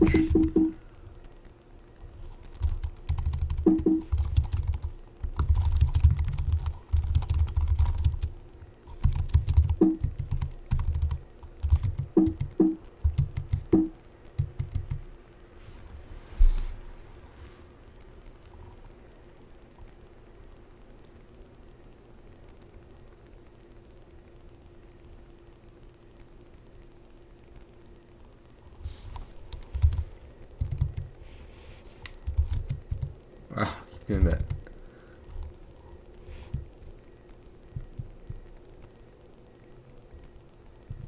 I guess we can do change to this one.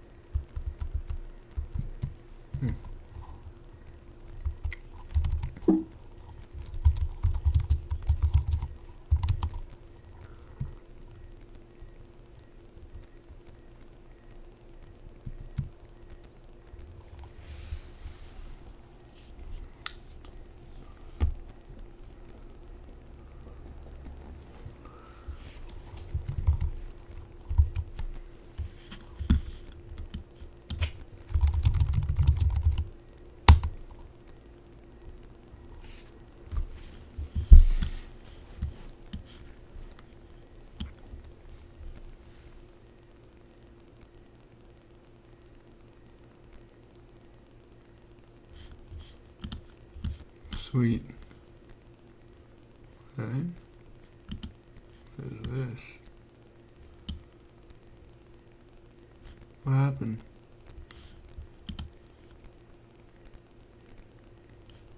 Oh Lord. Oh Lord.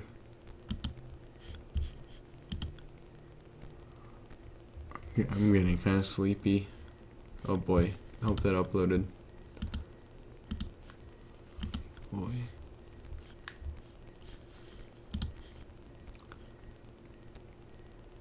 Oh wait, oh I'm looking at the wrong thing. Alright, good night. Alright. Let me publish this. And holy shoot is sick ugly. On your Craigslist ad. You found my Craigslist ad? Yeah. Nice.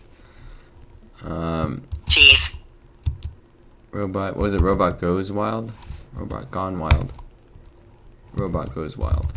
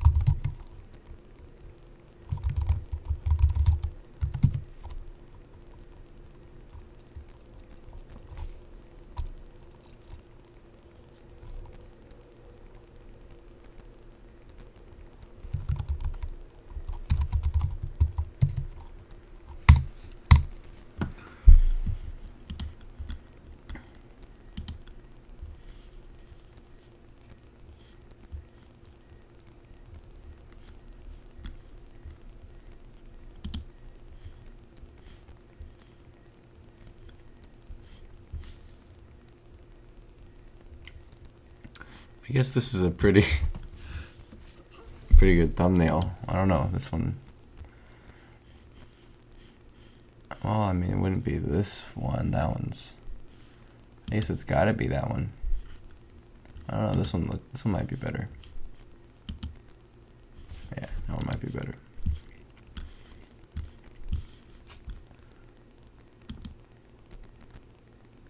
Okay.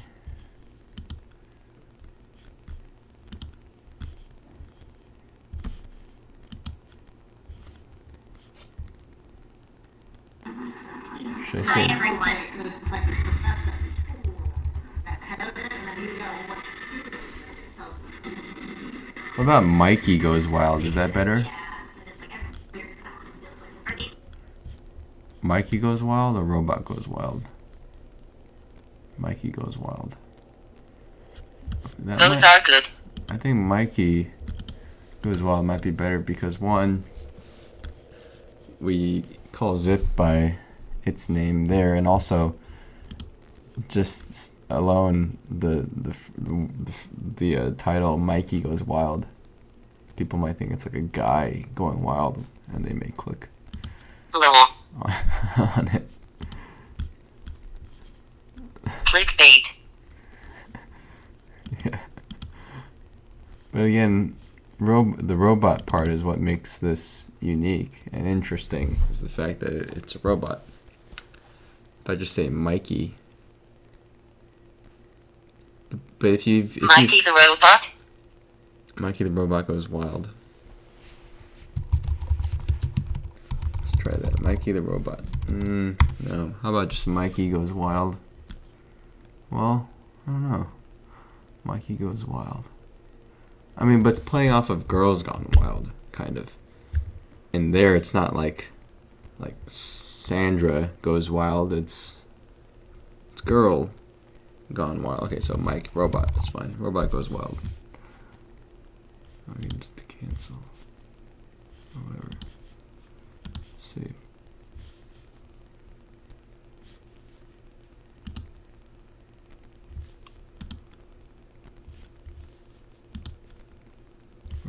Robot Goes Wild. Are these my new owners? Mikey takes down a lamp. Some tips: make sure no cords are on the ground. Wait, when did this happen? Not Mikey take down. The first day. Oh, really?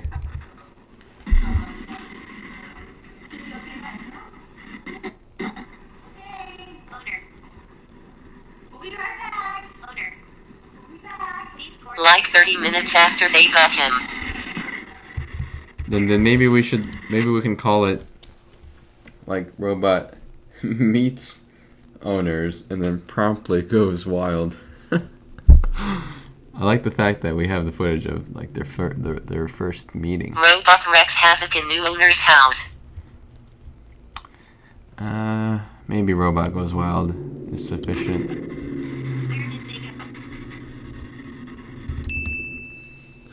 I like the sound effects. Where did you get the sound effects?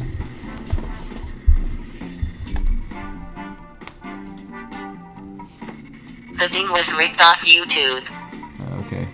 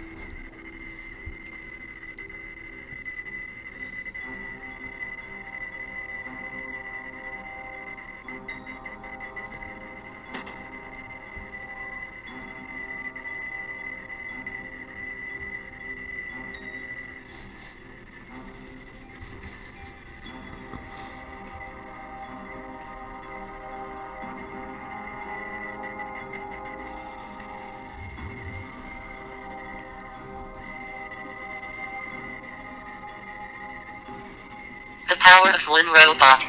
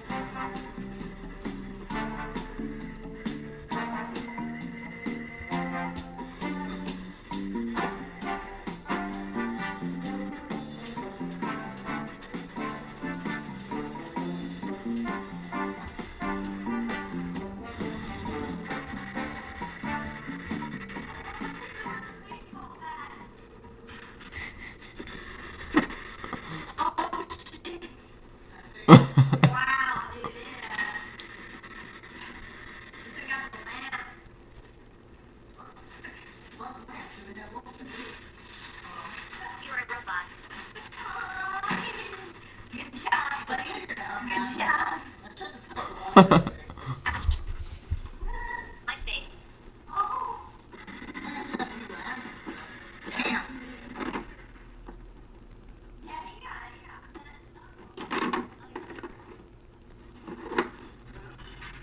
Me down.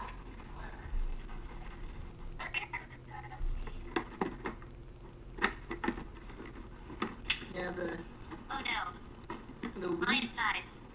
the Wii charger. Put them back. Damn. Yay. Oh, if it took to be on there, it wouldn't be a big deal. Damn. I got messed up. That's what I'm saying. I'm like, whoa, we got messed up.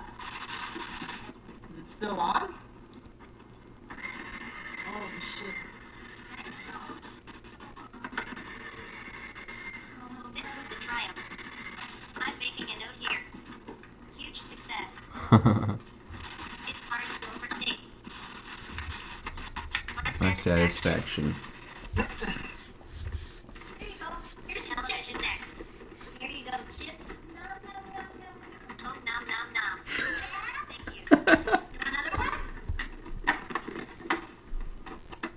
Silly Mikey.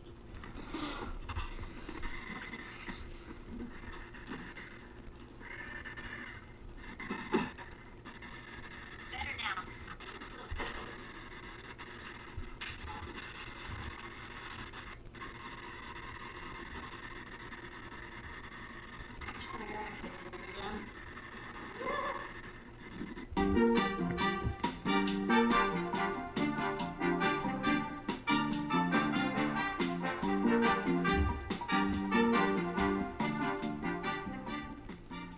Good job, man. That's great. That is great. Thanks. Glad you like it. Yeah, I mean, we could even, get some kind of marketing campaign together someday. Include that video. Or maybe we can just post that video by itself to Reddit somewhere. I wouldn't know which subreddit. I don't know. Some subreddit. Someday. Or even now. I mean, you can post it right now if you want. Not good at night. Yeah. It's not good at night. Although it is. No post gets traction at night. Well, that might be a good thing. There's less competition. But I'm just saying, someday, sometime. Let me think. Where was I?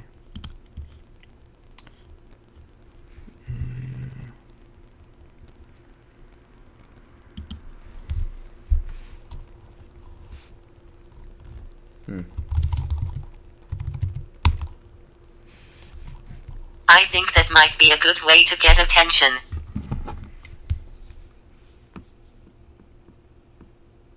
I just realized how loud your voice is. It's like it's past midnight A now. compilation of the robot destroying things. I bet everybody in this apartment complex can hear you. They're like, what is that? Why is that robotic voice like talking to this guy? Lol. Like, how? How is this robotic voice so intelligent?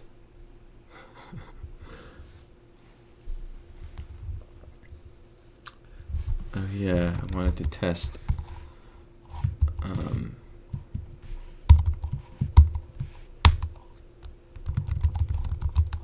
I don't know. Maybe do that. Just do this.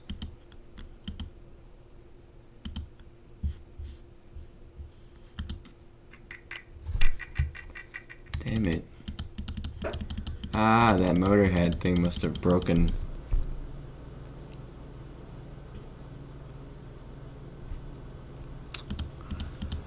I thought it was because the motor hat fell off because the pins did seem like they were disconnected. Maybe when I was moving it around or something. But I pushed it back in. It's truly fucked. Oh my god. Zip has died once again. Once again, Zip has died. Lol. Why is it?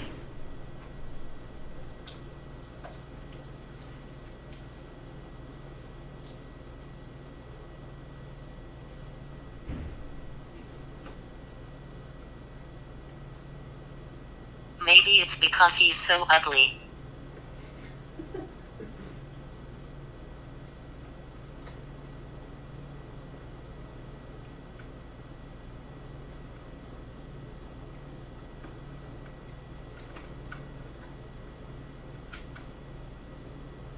Rest in peace, Zippy.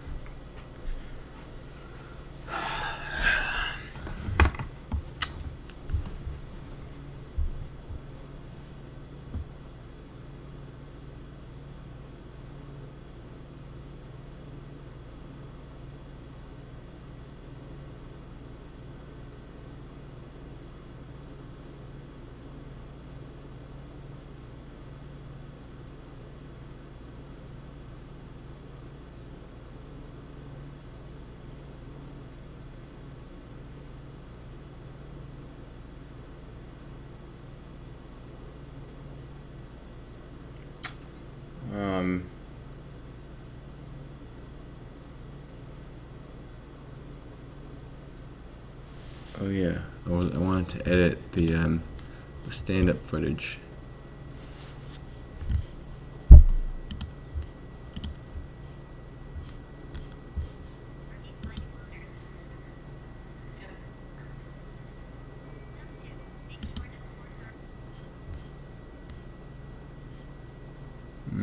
Takes a long time to process, doesn't it?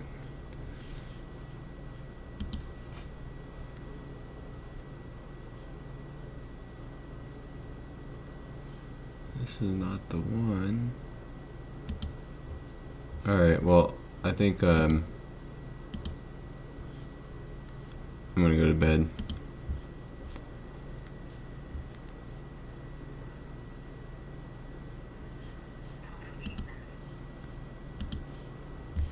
Alright. See you guys. Have a good night.